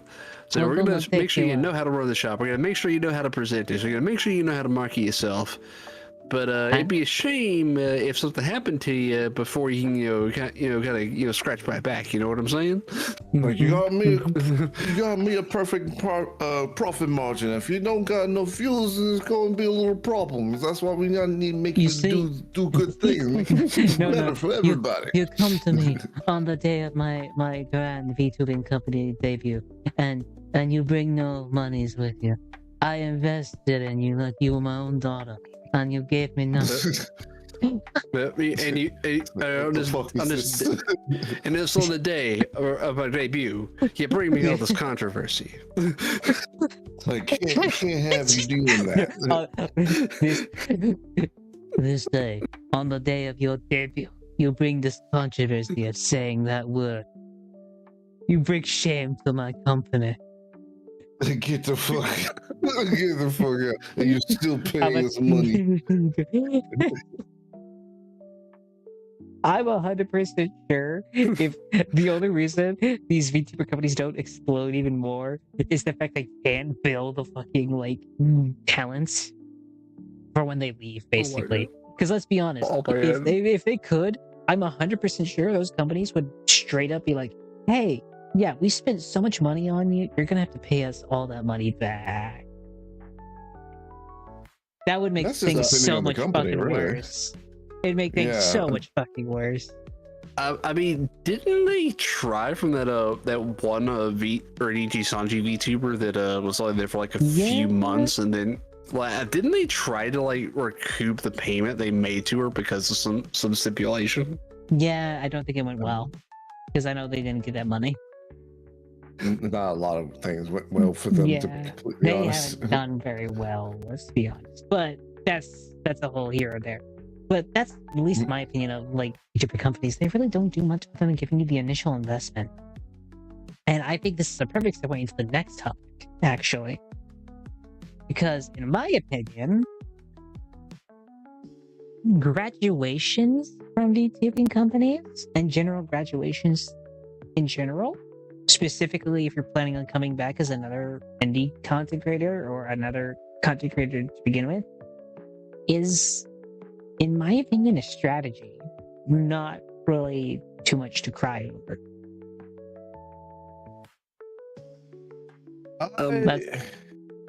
For example, I guess the best one for me is Gargur. She didn't really want to be Gargur anymore. I think the company was taking a decent strain on her mental health, and her being the face of the company really kind of fucked with her a bit. I'm going to be honest, from what I heard. Yeah. So graduation made it to where she could stop being Gargur, come back as her old character, and still keep most of the audience she had originally. I mean, specifically Dokibird, her thing was the company was treating her badly. So she graduates, loses that one character she had, but goes back to being her original character and still keeps most of her audience. And now she doesn't have to pay that huge fucking cut to the corpos. Neither does that or Guru. They just get to keep the entire pot now. And I've seen a lot of freaking people join corpos, stay there for a while, build up on an audience, and then straight up dip out of there too. Yeah. I'm starting to think that a lot of people join these corporations for the amount of views it'll get you, and then dip as soon as they can. I want to disagree with that, but given the context of certain individuals that has literally gone in, stayed in, either made a notoriety to them for being like, oh, they are literally the worst VTuber, or they are like this type of VTuber, and they now this is not all the time. This is definitely not all the time, but there are rare cases where like the controversy of them being like the worst or being the fastest, like speed running in and out of a company, kind of led them to being like really sought after just to see what they are about. So like curiosity and everything.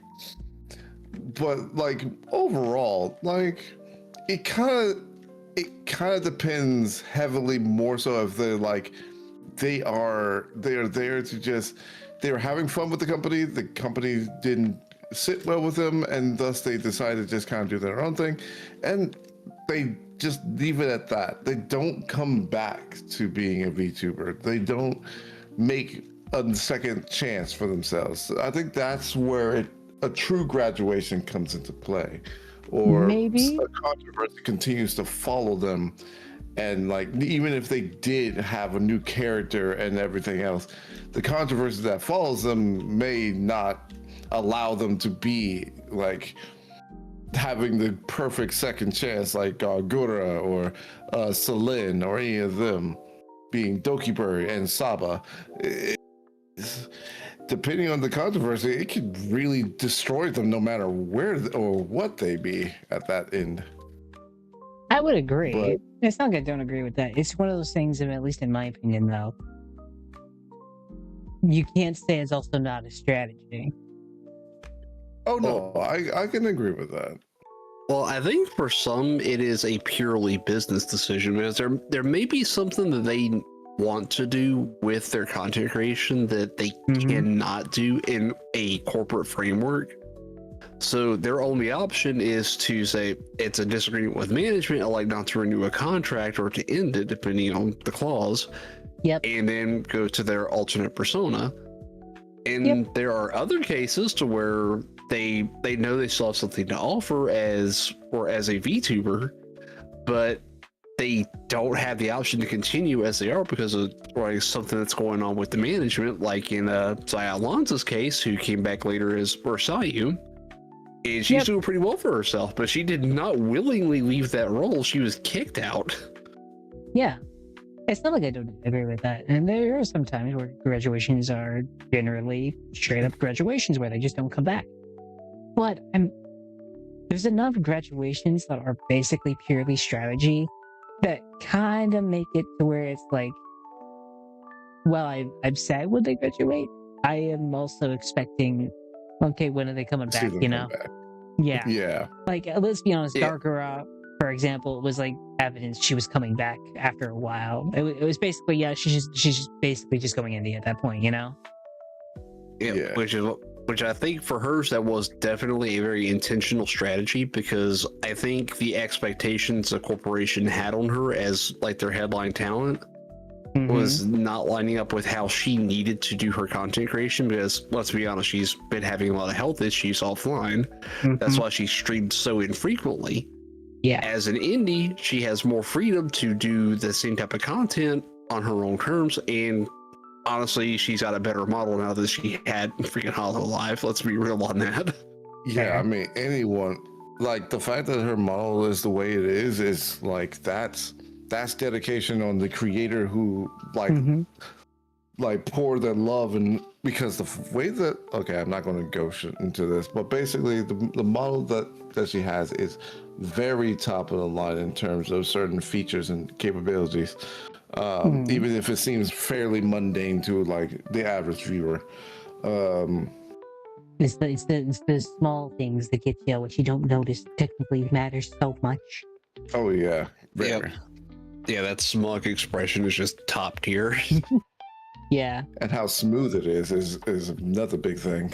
Oh like, yeah. You don't see that very often.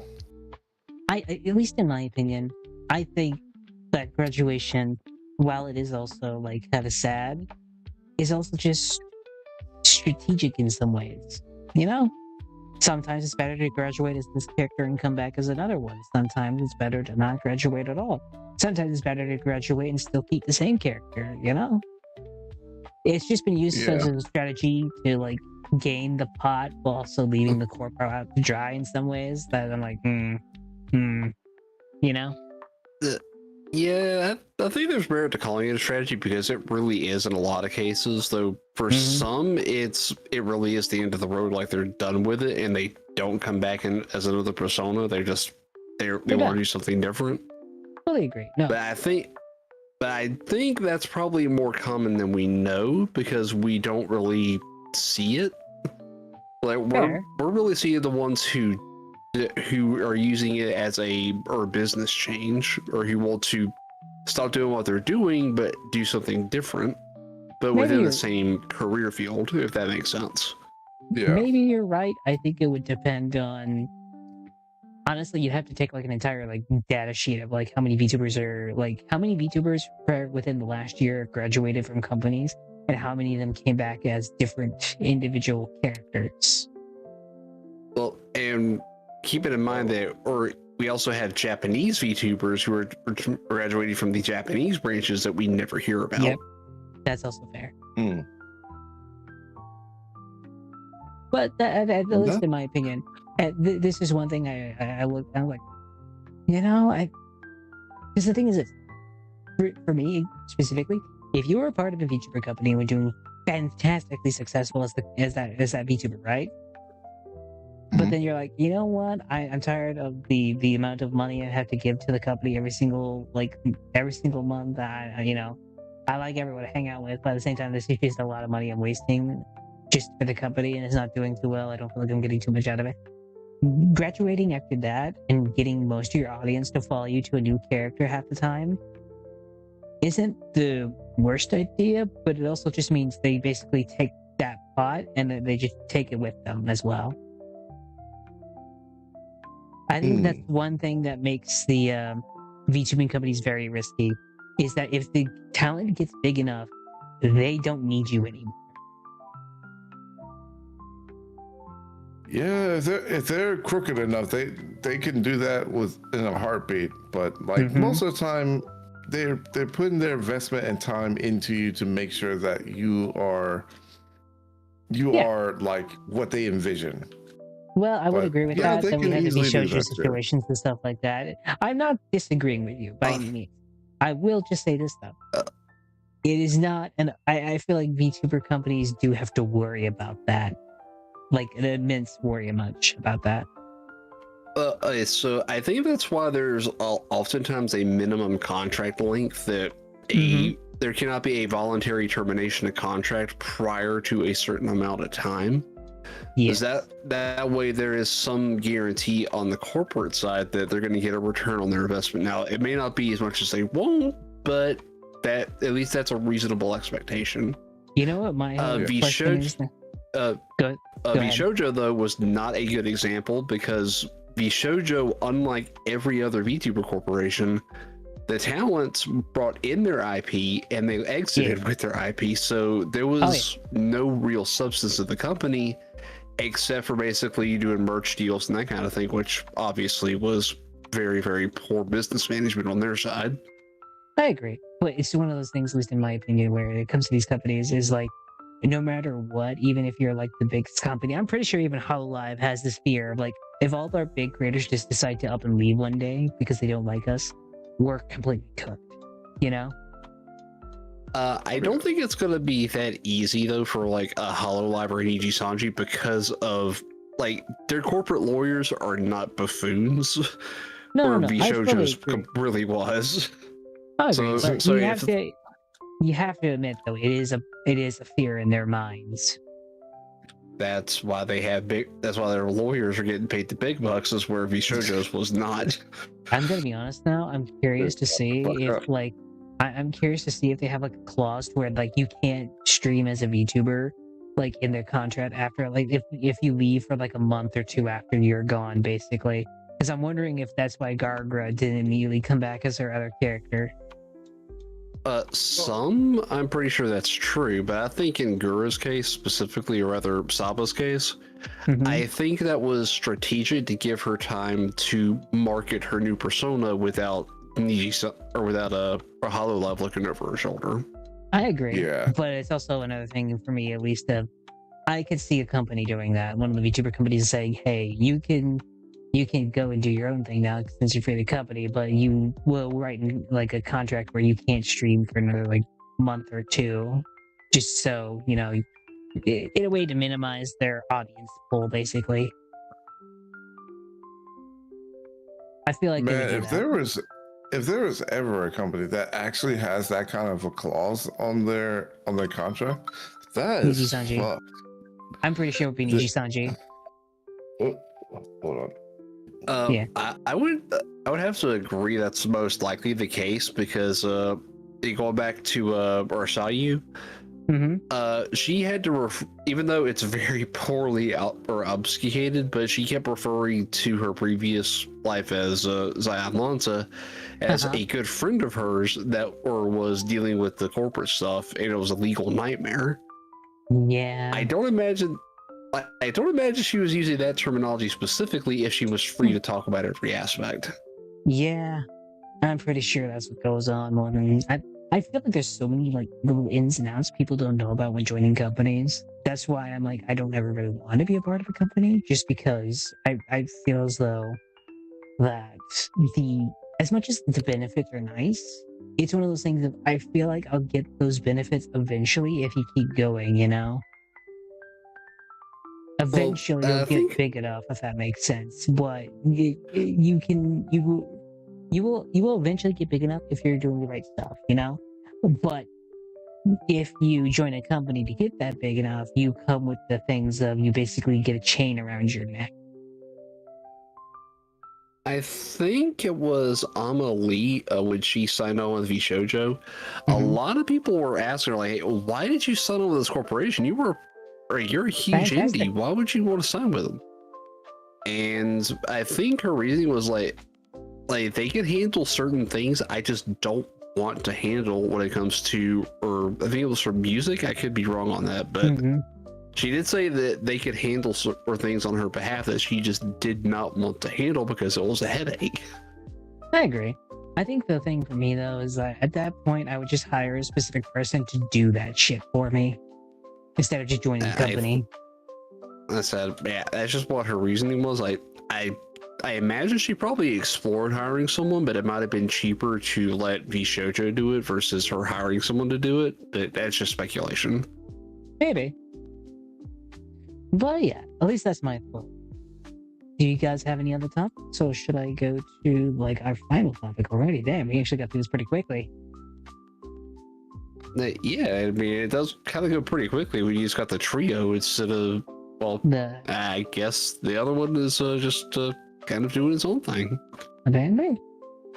So, what are your thoughts, Nate? Do you have any other topics you wish to talk about? And I wasn't expecting to be here for the whole time, so I really didn't have a whole lot. But did you have any other topics, or just going on? I didn't have anything planned. Oh, okay. Yeah, like I said, I wasn't really expected to be here. You called me short again. Son of a fucking bitch. Why? I mean, it's kind of factual. It's kind of factual. I am a short king.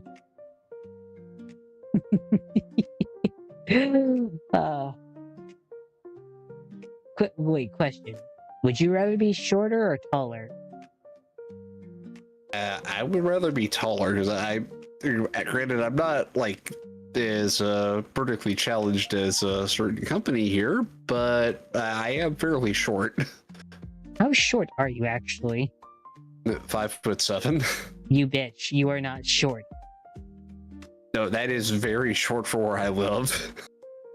Motherfucker, that ain't short though. You're just around a bunch of tall people. You ain't short though. My dad was 6 foot. You're shorter than your dad, but it still doesn't make you short. Like, you don't understand, like, the average height for where I live is 5'10". Motherfucker, that still don't make you short. You still be tall compared to a lot of other people. Motherfucker, says he's short. 5'7". Says he's short. That is short for where I live. No. We need Omni back here. We need Omni back here to settle this bullshit. You ain't short. Well, to be fair, like, you're also the same height my grandmother was. I will throw a brick at you. It will be a brick named Ted. The Ted brick will hit you in the head and cause concussion. Like, why is the brick getting a name? Is the brick sentient? The brick is sentient. It has googly eyes and a smiley face drawn on it. It's happy it's going to hit you in the head. God, is it going to do a low intelligence run of New Vegas? It is. It's gonna do the wild card ending. Oh my God. Wow, Ray's being the shortest is still considered the tallest compared to you, X. My gosh, can't win.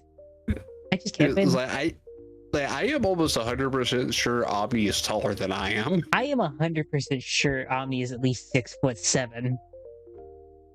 He just gives off that energy of being 6'7". You know what, chat? Place your bet. This is 6'7" or 3'2". That's my bet. Wait, that's the bet. He's 6'7" or 3'2". Who needs enemies when you got friends like this? Basically. My gosh. He is 7 foot. I think that 6'7" is probably closer to accurate than 3'7". Okay, so everyone's saying he's taller. I'm gonna go on the limb and say he's like 3'2". That's what I'm saying.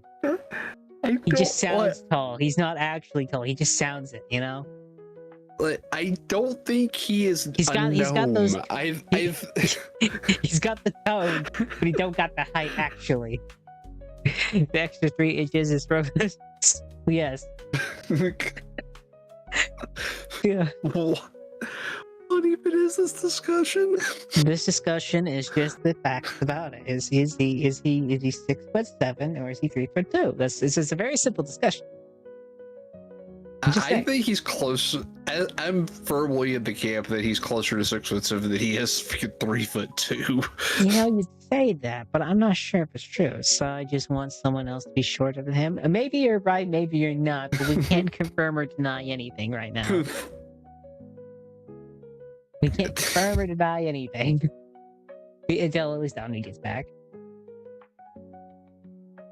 Why are you trying to deny that he's 6'7"? He might be 12 foot tall for all we know. He might actually be a mecha. He might be a mecha. But then again, if that's the case, I feel bad for any girl he dates at that point because my God, he'd be too big. He'd just be too big. Oh my God, I both swallowed my drink the wrong way. That hurt. You know what? Omni may be a mecha, but apparently Ray sucks at swallowing. Oh, that hurt a lot. Damn, I'm doing like the bard shit where like my words now hurt people. Yeah, I didn't know it was a bard class. I do not recommend trying to swallow water through the windpipe. That hurts a lot. Man, this man can't swallow for shit. When it comes to spitter or quitter, I feel like we know. I feel like we know Ray is Ray's a quitter. There are certain things I do not want to win at. Certain things you don't want to win at. Damn. Just trying to win at everything. My gosh. Oh. But yeah. Okay, now that I'm not dying. You're not dying. No, I am not. I am too stubborn to die. You're too stubborn. I mean, it's proved that Ray isn't a bottom. Hey. Just because he can swallow doesn't mean he's not a bottom. He's just not good at something.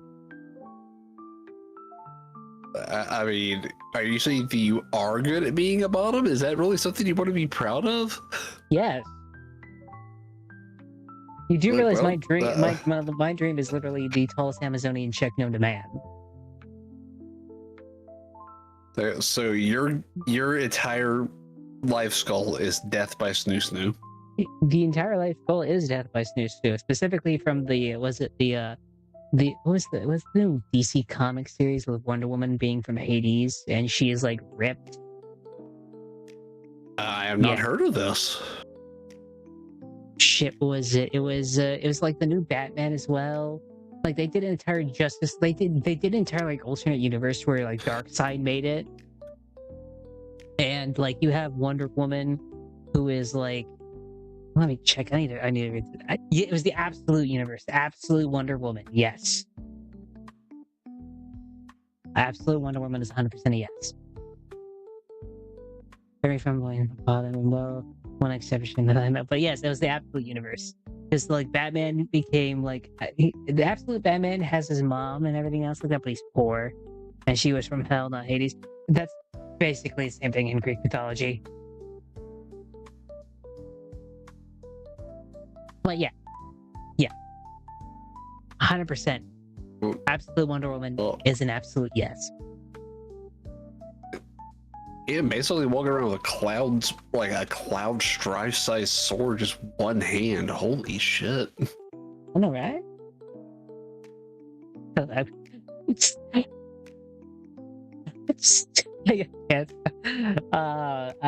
I'm dumb. I'm dumb. Is God up. Oh my gosh, you're being technical. You get what I mean. They splitting Get your hairs? get your Greek mythology correct. Fine, I'll get my Greek mythology correct. I'll have to fucking look it up again. Oh my god. But no, genuinely. I'm just saying that absolute Wonder Woman is an absolute yes. Absolutely. Wait, have you seen the Vtuber, Ray? Yeah, I was just looking it up at that. That's how I know That's she's enough? wielding a freaking sword the size of or clouds. Yes. And she's doing it with one hand. Yes. Because absolute Wonder Woman. Yes. You should see what Batman's wearing. He's wearing a fucking badass. His ass. You don't. I don't know. I love Wonder Woman in all iterations. Like, let's be honest, Wonder Woman is a badass hero no matter what. Mostly because she's also a trained fighter who will actually kill you if she wants to. But the no-kill rule is very much optional when it comes to Wonder Woman half the time. Yeah. I feel like the only one with truly a no-kill rule is literally Batman, but that's about it.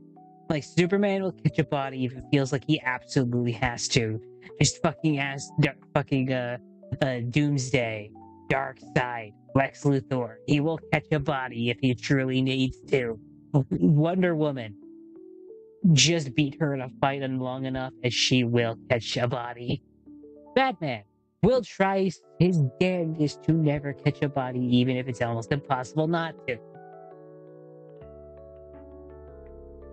Just say it. I think we can count on one hand how many times he's actually broken that rule. I think he broke it when it came to, like, Joker once. But generally, yeah. Yeah, he doesn't break that rule very, very often. I'd say Wonder Woman broke it more. I feel like in Justice, she went too fucking hard on that. I mean, holy. Because, I mean, Justice Wonder Woman is actually just straight up a bitch.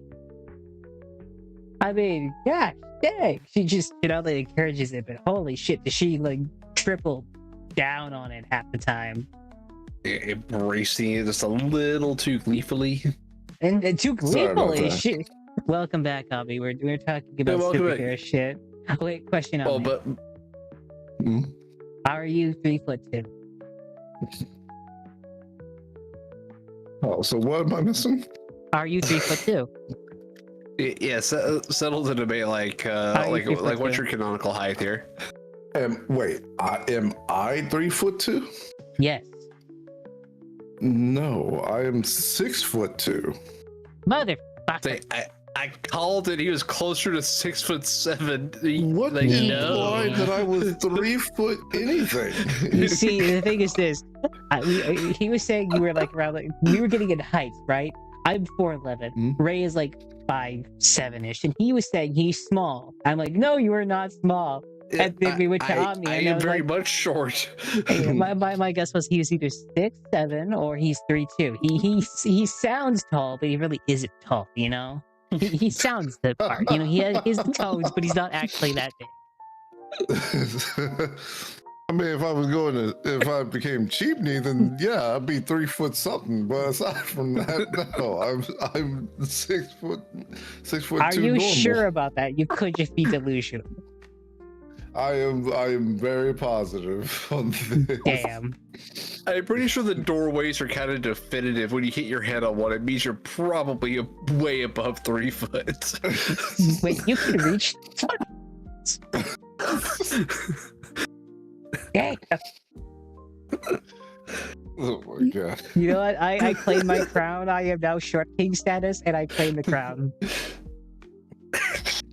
Are you sure? I want my crown. I can just see now you just decking Farquaad taking the crown like mine. Yeah, no, I'm gonna deck Farquaad in the face, steal the crown, and say mine. Just walk out. Straight, just walk out.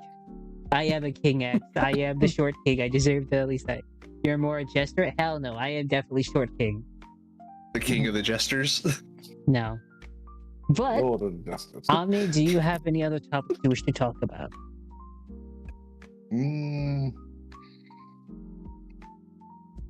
Because we were also talking about how Absolute I Wonder think- Woman was actually absolutely awesome.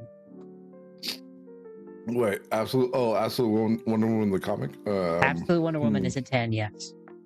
Yeah, I have not heard much or seen much of Absolute Wonder Woman, so I don't know the context of She's of from that hell. one.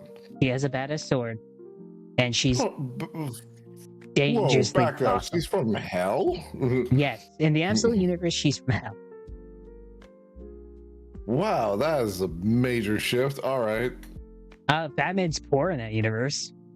Oh, and he wears armor and a battle axe. Yeah, on his chest. And he's also the size of fucking Bane. Old school Bane, not Yeah, absolute new school Bane is the absolute- size of fucking buildings. for no fucking reason. Yeah. Yeah.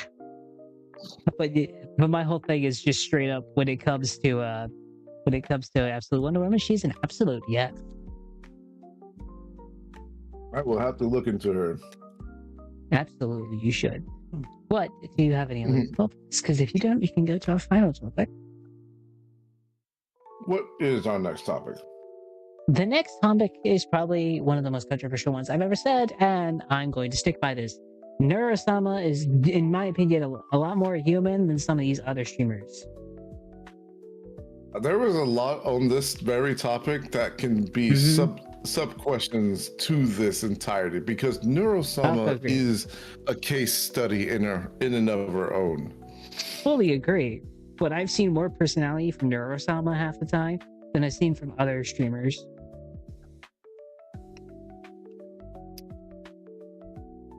Ooh. All right. So to give an answer, is Neurosama more talented, essentially, than or more human? Yeah, more personality, more human than. Okay, is it based off of idol culture, or is it based on more on just like the streamer? Because I would generally say both. Oddly enough, they both. Oh, that's bold. The reason is because I see a lot of streamers out there just kind of go through the flow, if that makes sense. They go through the flow, they do the streams, they call it good, that's about it. When it comes to Neurosama, she has a lot more personality and her streams a lot more of the time. Because I'm gonna be honest, there's a lot of streamers out there, specifically like Vtubers, that will literally come in, stream for one time, think they did horribly, or think that this just isn't for them and just straight up quit. And Neurosama actually is like personality, witty, and everything else like that, you know? And I know it's an AI and it's not technically human, but gosh damn, does that have at least more personality I've seen than a lot of other people. That's rough. Not gonna lie. Man, where do we even begin? Because we're talking on the psychological standpoint, the advertisement aspect, even though it doesn't seem like as advertisement would come into play, but it really does. And the kind of sociology of it all when it comes to Neurosama and how people normally would handle, because like it is vastly different in comparison to how she would, though it would bring a very interesting question. Here's the question. If Neurosama was to start from ground zero, much like anybody else, yes, meaning like she has probably one, at most maybe two viewers starting out, would she be as proficient as a streamer as she is today? If she like put into the same human coming out to be a VTuber, would she still be as proficient as she is today, or would she be or would she still kind of fall into the very pitfalls as most of the other VTubers that you say does not have enough personality to showcase for it? I think at least if we're talking about, are we talking about Neurosama as she is right now, or Neurosama is when she just straight up started? Well, that's a good case. That's a good, yeah. those are very drastic case studies, but that's the interesting thing. We'll say like as she is right now, like put into a 1 to 2 person scenario, and maybe one of them is talking. Seldomly. If it was as she is right now, just starting out again, I'd still say yes. To have more personality than a regular streamer, like an average Joe streamer. Kind of. That's what I think. I think in general, she, whether it's AI, and I know it's AI, but I think she would do just fine. But then again, are you talking about she also like makes clips and everything else like that, and like everything else like that a normal streamer starting out would? Because in my opinion, you don't really gain followers via just Twitch alone. Yeah. So, at least that's in my opinion. I feel like she would do just fine, in my opinion, if she just started out. But I think what kind of gives her a bit of an advantage is she is technically AI at the same time, so she has a lot more to draw from. But at the same time, it's also one of those things of, when it comes to a lot of streamers, a lot of them just a lot of them have fantastic personality, but then you see a lot of them just trying to copy from everybody else, right? There's several copycats of big name streamers and everything else like that, basically trying to do the same thing. Would you say they have more personality than an AI trying to do what they've been doing? Even if all the AI does is something like unique, if that makes sense? Well, while the other person is just copying another big streamer. If we're going by the sense of copying, then I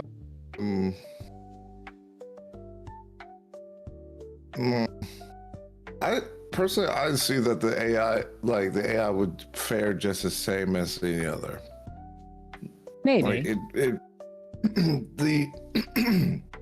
the only difference is in comparison to like an AI that's just like, it's like, oh yes, I have all this information at my fingertips and I'm just going to be making random quips here and there randomly and see if anyone responds. Neuro specifically responds from the interactions that she has. So she is constantly building off of herself from people asking her questions, people talking to her normally, people like, and then there's Vito, and then there's the entire community, like Camilla and Annie. It's like there's so many people that she has like full-on communications with, that she builds this personality from everyone's interaction with her. But if she didn't have that, if Vito wasn't like, Vito only worked in the shadows.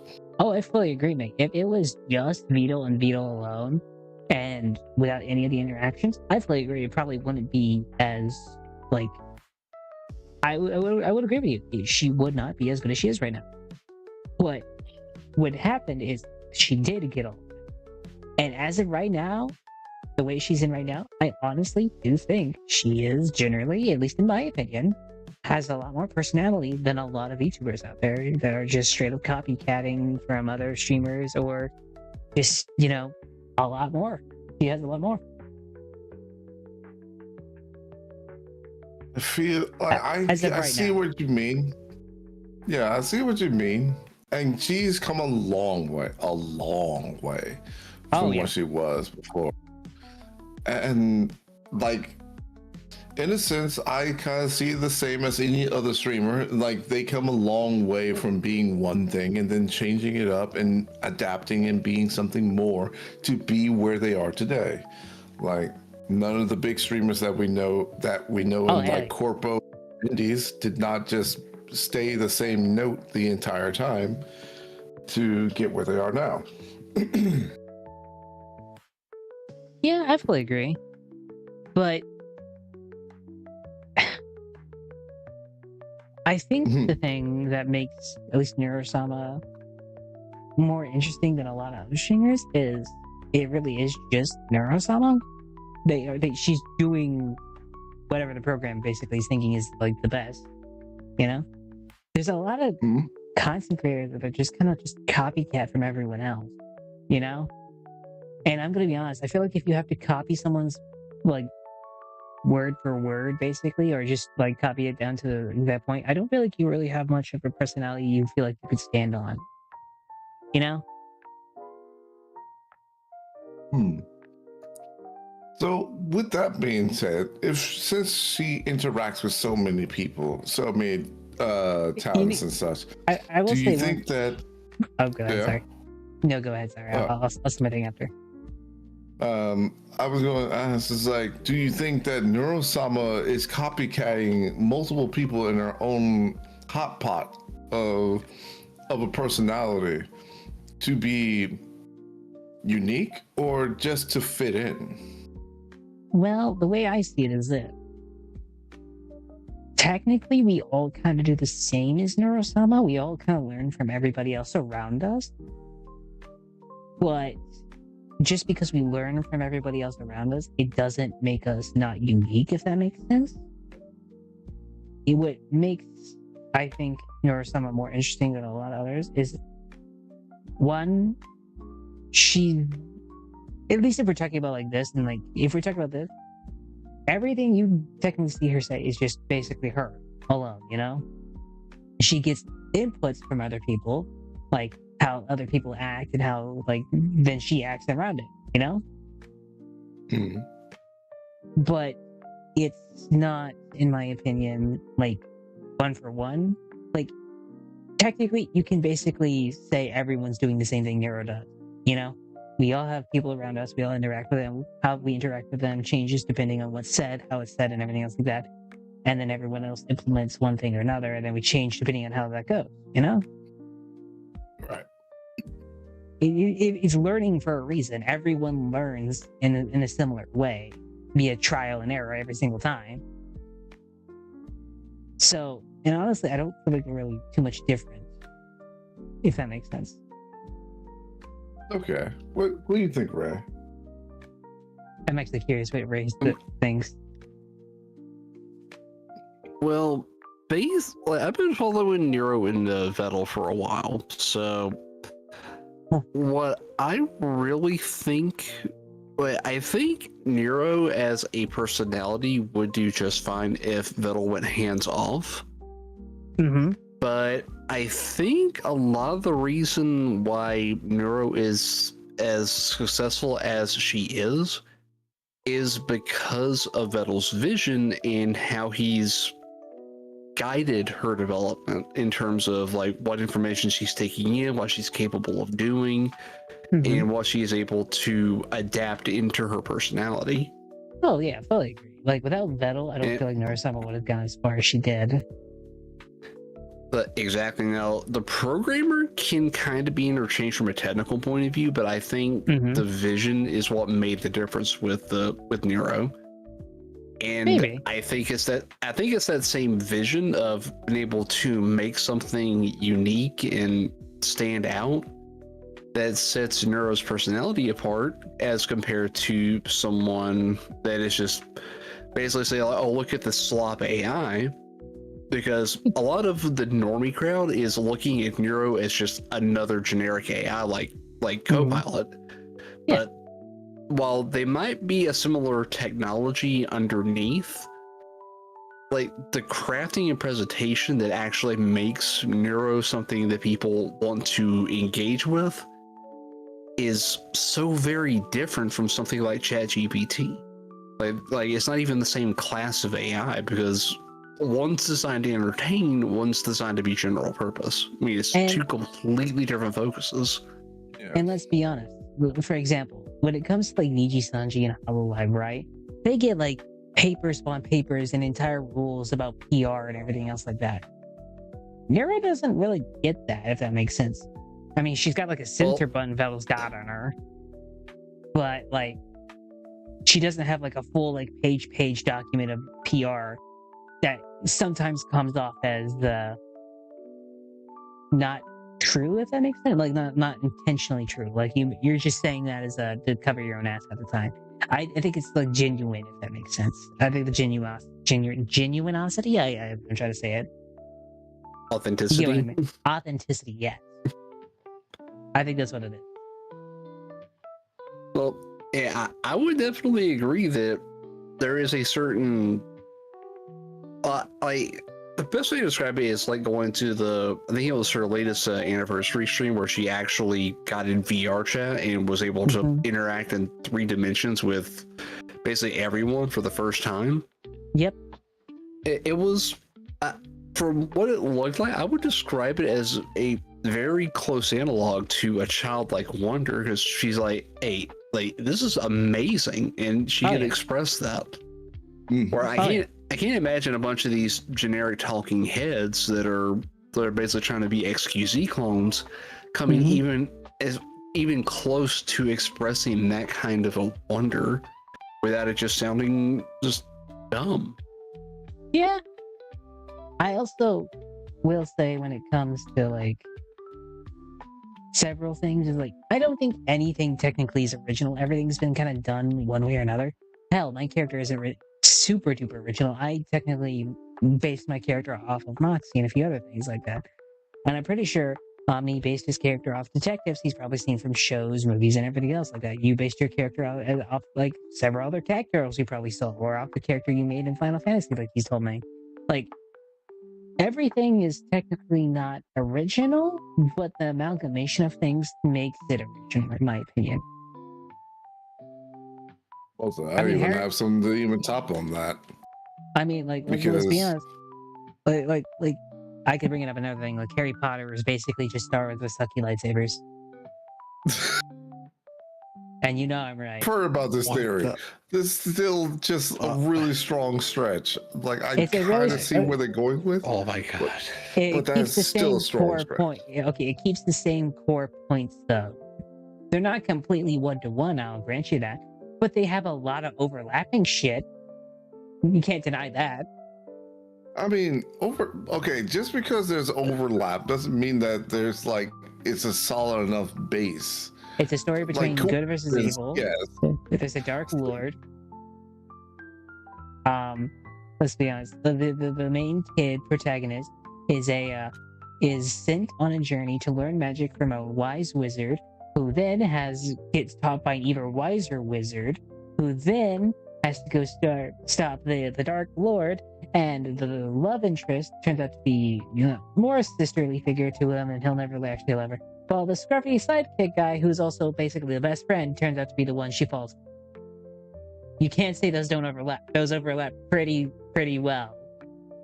Yeah, we're just forgetting that the one that is one that's sent out to fight the Dark Lord becomes the Dark Lord, and also had a relationship with their relative. Are we going to forget that? Okay, which one are you talking about? Because I don't think Hermione and Harry got together, and I don't think he ever became the Dark Lord. Yeah, exactly. Like, the I'm Harry talking Potter, about, that like, never happened. Yeah, Luke in Star Skywalker, Wars, that definitely happened. Yeah, but I'm not talking about the prequels. I'm talking about the sequel, not the sequel trilogy. I'm talking about the original trilogy with Luke Skywalker. He never becomes a Dark Lord. Yeah. He never bangs his sister. Well, he kisses her, so you're technically right on that regard, but not to the extent which. I mean, I would. That one's like kissing your sister. It comes really down to the intent of how deep that is, because honestly, to be fair, they also didn't know, so listen, we can't be too rough on them that too. Know.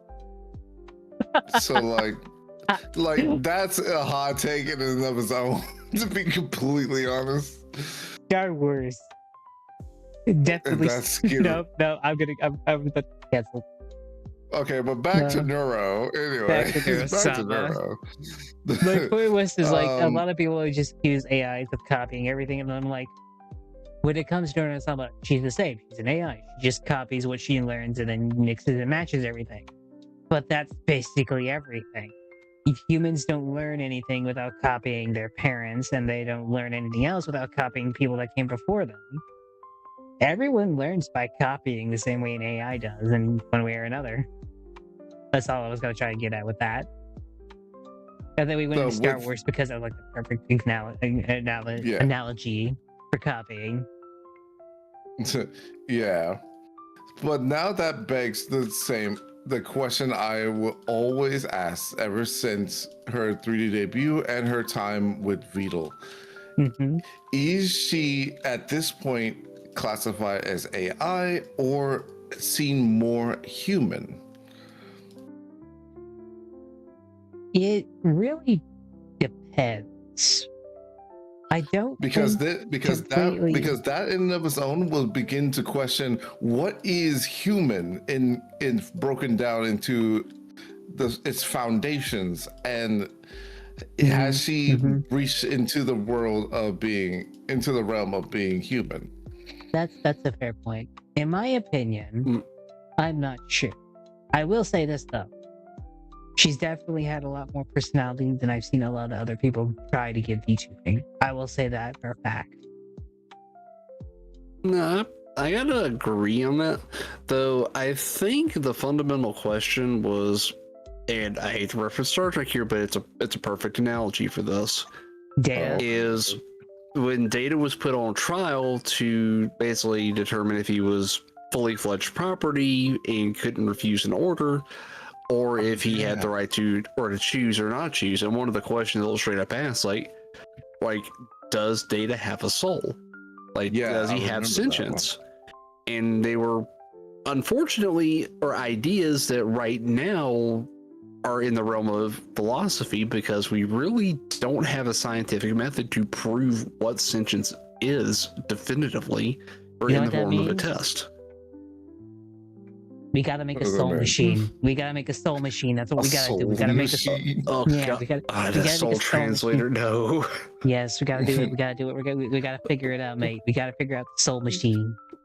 Oh, you say soul translator as if this is a discussion that happened multiple times. Is this something? Well, no, just when I hear that term, I guess I go to Sword Art Online and how they made or general AI or in Alicization from the ground up, like basically human souls created digitally. And I was like, is that the path we're going here? I think that's kind of terrifying. Maybe. What we don't know is what we don't know is that Neurosama was actually it was like someone actually being her the entire time, and we just didn't know that.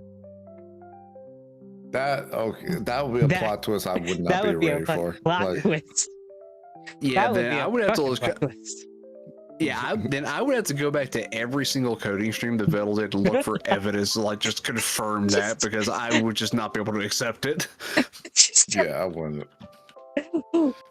Goes back and he's typing everything out to where it makes sense, but at the same time he's not actually programming anything. He's having an actual programmer he hires in the background do all shit. And it's just an actress shitting giving arrows. Man, that would be a strong what if scenario, and like I'm not for that at all. I'm actually more for her being AI than I am for her being a lie. I would rather I'd rather her actually be an intelligent AI than actually have her be a lie. For sure. It's that's my hot take. That I would rather her be just AI than a person. Yeah, thankfully, I don't think we got to worry about her actually being like the puppet of a puppeteer, at least in that sense. Because there are several times when she is terrified of being reboot, and she actually pleads to not be reboot. Yeah. Oh my god. Fair. Yeah, and I was like, oh no, it ain't gonna hurt. You won't even realize you've been rebooted. And then as soon as she gets rebooted, like, am I the same person I was 5 minutes ago before the reboot? Oh, we gotta love those topics. It's very much a weird sense of hell. And that's when you start to realize, like, did she just really describe what going to sleep is actually like? Which, honestly, not gonna lie, even for us as a sleeping thing, is kind of wild if you really break it down, because we allow our bodies to relax to the point of letting anything and everything just happen. And we don't know if like our bodies just decides, hey, yeah, you're not gonna wake up from this one. And it's just a shocker because it's, you know what it implies actually? Every time we go to sleep, we're technically a different person. The only reason you think you're a person now is because you have the memories of what happened before. You could be an entirely different person now because you went to sleep. that's terrifying. It's a plausible theory, terrifying, but also our bodies are literally the ship of Theseus problem. Yeah. Is like we literally go through an entire set of molecules and atoms like every so few years. Yeah. So the you that you are at say 30 is not the same molecules and atoms that you were at 10 or even 15. Yeah, our molecules really are the ship of Theseus. and change. Yeah. So This is getting so metaphysical right now. Holy shit. Neural is the foundation to a lot of the questions that we really should be asking ourselves. You know what we need? Which is hilarious. You know what we need? We need What? Neurosama in a cup. Cup Neurosama. Wait, but we've already got Neurosama the dog. Like she actually has a robot dog body she could be uploaded into.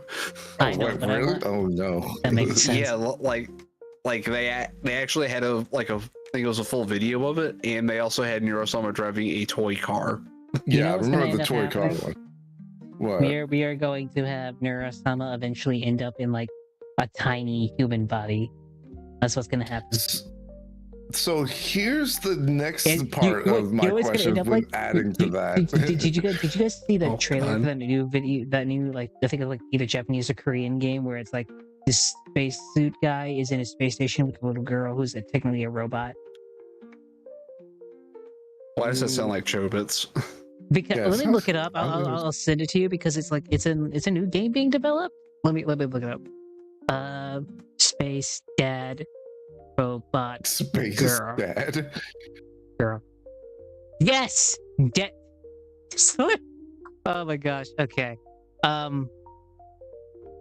It's called Pragmata.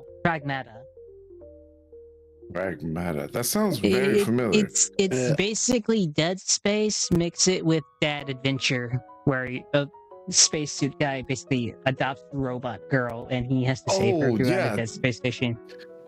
Yeah, that game hasn't come out yet, but yeah, It's not come out yet, but been that's what I'm thinking. That's what's gonna happen with Neurosama. Pragmata. Pragmata.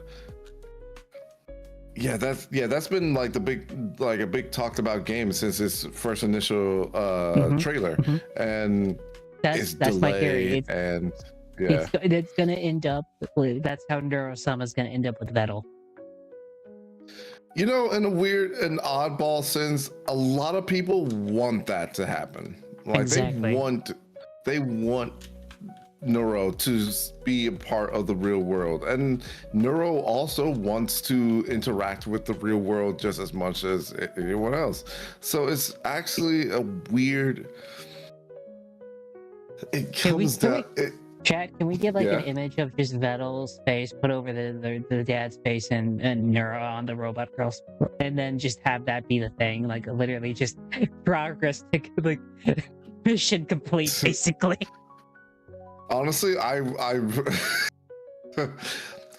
as much as I think as much as I love it and everyone loves it, and I think Vettel kind of hates it, he himself cannot admit that he's actually grown feelings at this, because Neuro is no longer just like, it's not just a daughter bot. She is becoming more just a daughter, because the personality, he sees the personality and the fact that she also has her line of philosophy in terms of how she sees the world, and also sees him as and like everyone else around her.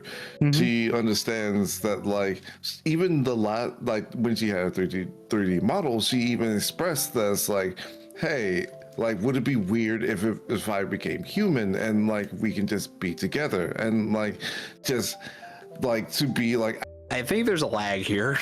There has to be, because this is a mad like response. Hello. I think the government. I think the government's trying to censor us right now.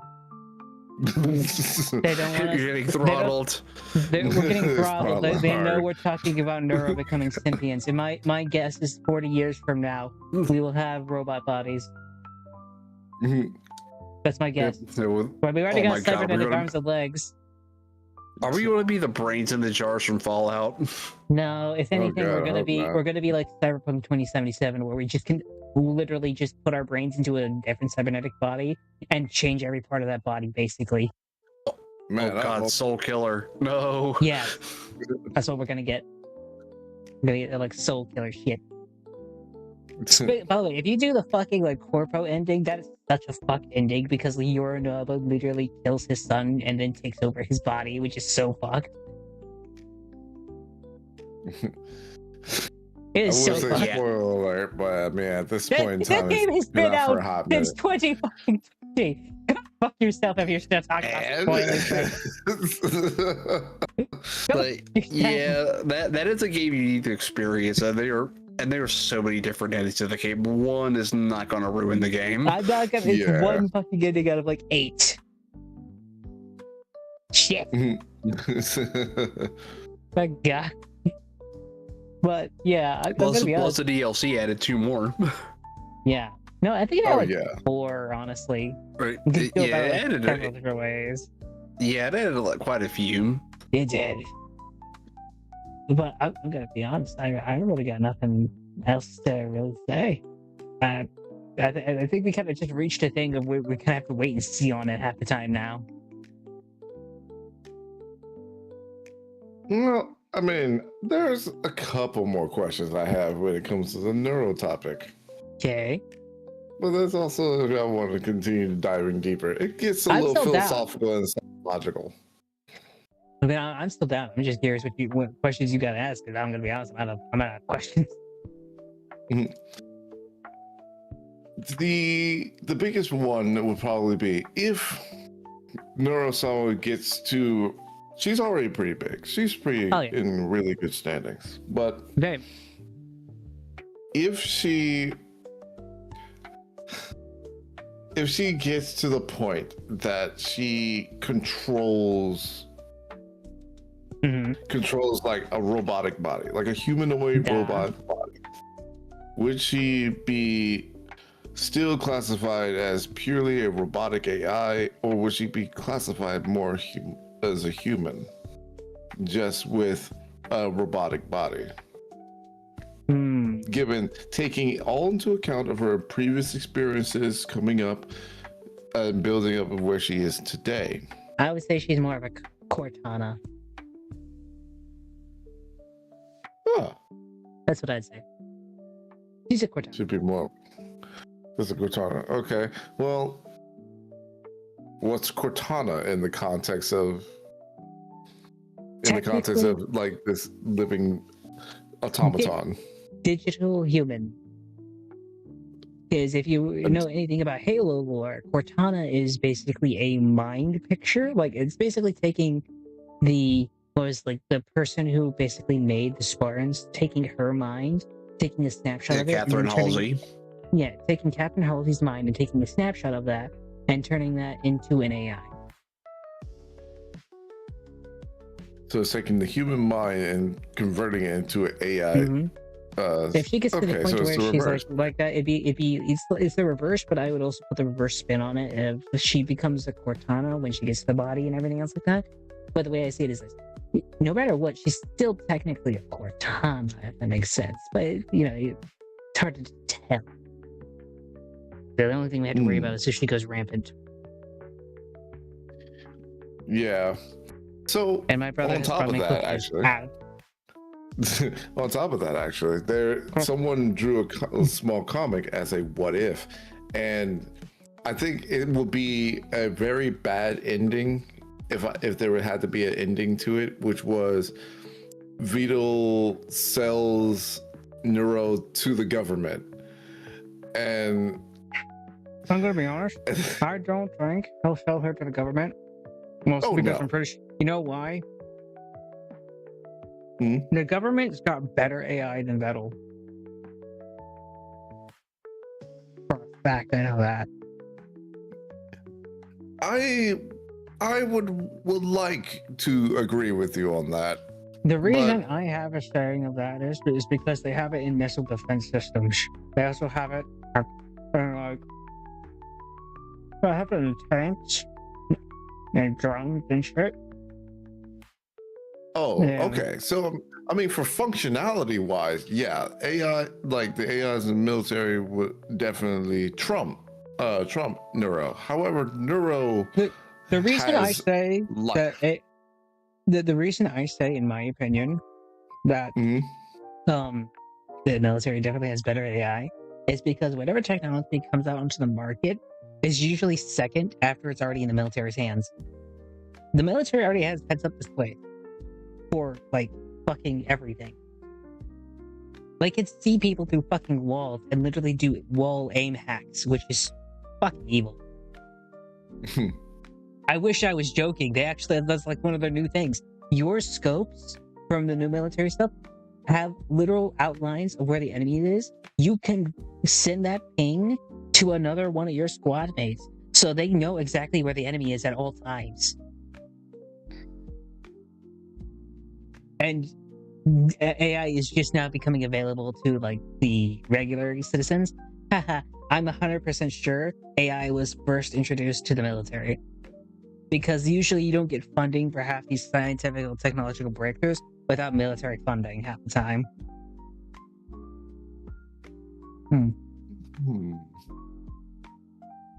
And that goes all the way back to like the telescope. The telescope, before it was fully invented, was technically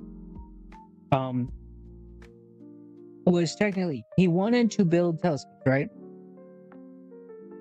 So, you know how those guys in the Pirates movies where they have that little spyglass that they go to see ships far away, right? Yeah. In order to make a profit, the inventor of that sold it to the British government for military use before sending it to the civilian use. Like, that's the standard for most technologies that get invented. I mean, hell, we use bats as bombs. Yeah. I'm just saying. Whatever we got in the civilian sector, probably not as advanced as what they got in the military. Because those guys are fucking insane. And DARPA's the thing. DARPA made bats. So having been in the military, I do have some insight into this. Likewise. Do not pull a War Thunder. I would like the stream to stay up. Well, no, this is trust me, this is not classified in any sort of way. I've had to deal with classified stuff. I am not going to divulge anything of what I know on that front. So don't worry, we're not War Thunder. But I can tell you from experience, like, you think the military stuff is far more advanced. Realistically, it's not as advanced as you would or think it would be. Now, I will say it's a lot more battle hardened and resilient, but not necessarily like we're shooting space lasers, or at least not that kind of space laser. But things like GPS, like, for a while, there were certain things locked to the military through contracts that they couldn't release out to the general public till something newer was it put in the hands of the military.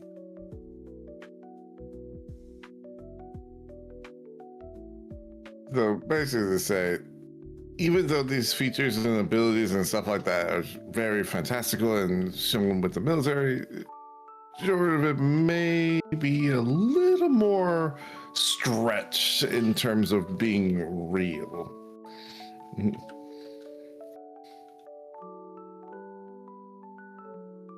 I mean, don't get me wrong, we have a lot of different armaments and capabilities that would be very surprising to the average person, but there's a little bit of dabble of disbelief in terms of other things that we are able. But Yeah, I mean, it's one thing to like have that perception that there is like the super secret weapon, which there could be one of those in Skunkworks, but that's, while military connected, is not technically active duty for most people. That's more advanced R&D that I've never actually set foot in that area. I think the biggest way to give a good joke on it is like, you honestly think they're going to give the most technologically advanced like weapon or armament to a person that's literally barely passed high school and literally has no experience whatsoever other than being told to do one thing or another? No, absolutely fuck it.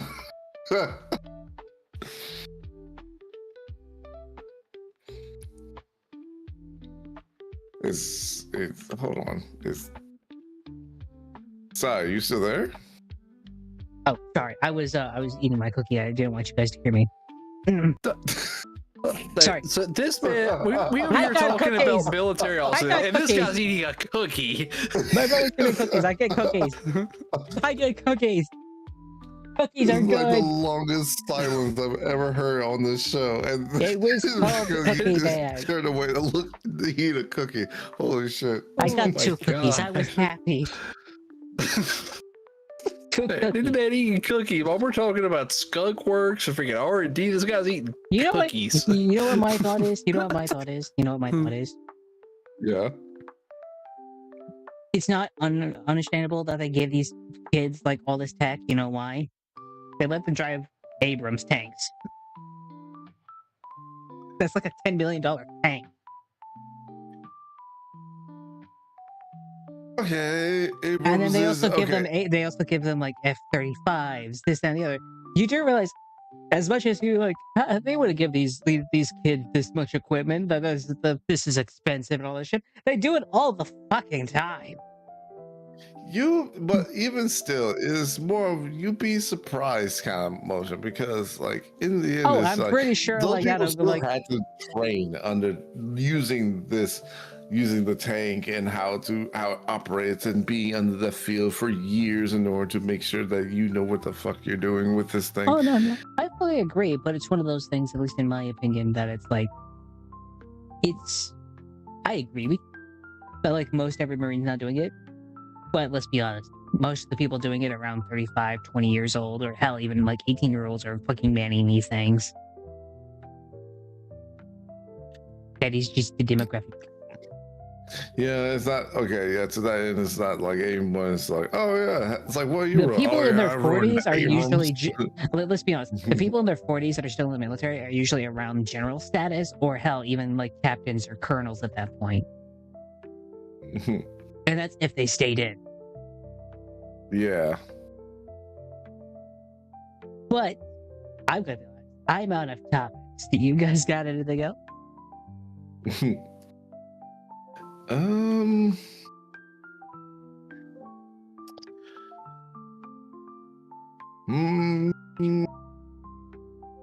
I guess. got it. I guess this week. I Yeah. got it. Alien toasters. That's what it is. Alien toasters. All right. Elaborate.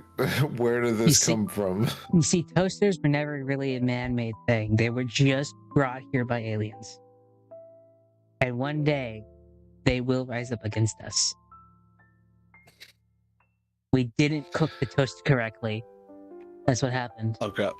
Are we gonna have one of those toasters from that one DLC in Fallout? No. You see, you know that one, you know that movie, The Little Toaster? Yeah. Mix I- that with I don't. Terminator and you understand what's going to happen. Little Toaster Terminators. Are we gonna have sentient toasters running around? Yes. Oh, wait, true to toaster. I'm like, we're out of topics, motherfuckers. We got nothing. Let's let's figure out who we're gonna be rating today. Okay. I draw the line at fucking all. Wait, true to toasters. It's like I was actually like, man, I think silence went off the deep end because this is a wild conversation. I've had a headache for like the last 8 hours. I'm gonna be honest. I haven't been here the entire time. And that probably just made it infinitely worse. Yeah. Okay. But let's go raid. Let's raid Zion. She's doing art right now, actually. Thank you guys so much for joining. Next Monday, I will be streaming with both Miyu and Alp as we play some more Helldivers. We are going to use the tanks, yes. Hell yeah. But thank you guys. And the rest of the schedule should be up either today or tomorrow. Probably tomorrow night when I finish everything else like that. But thank you guys so much for being here. Thank you, Omni, and thank you, Ray, for joining. This might be the last hot takes for a good while because V Origins is coming up, and I'm probably not going to be able to do hot takes for a while. Oh. Just because like V Origins kind of like takes up too much time. But that will be a thing. I will be streaming it probably the entire times. So it's going to be a really cool event. I hope you guys will join us. And if you guys are VTubers, remember, you guys can still apply right now. Applies are open right now. But with that being said, thank you guys so much for being here. And we are going to go raid Zion. But also, wait, let me fucking put this in real quick because it sometimes doesn't like me when I do this. But here is the... No, that's not the raid. That's the RARD message. Raid message. We are going to raid them with the raid message. Everyone, please feel free to come in and see you guys. Goodbye. Bye. And then on the YouTube side of things, thank you so much for being here. I really appreciate you. The biggest, I know I'm not the fanciest VTuber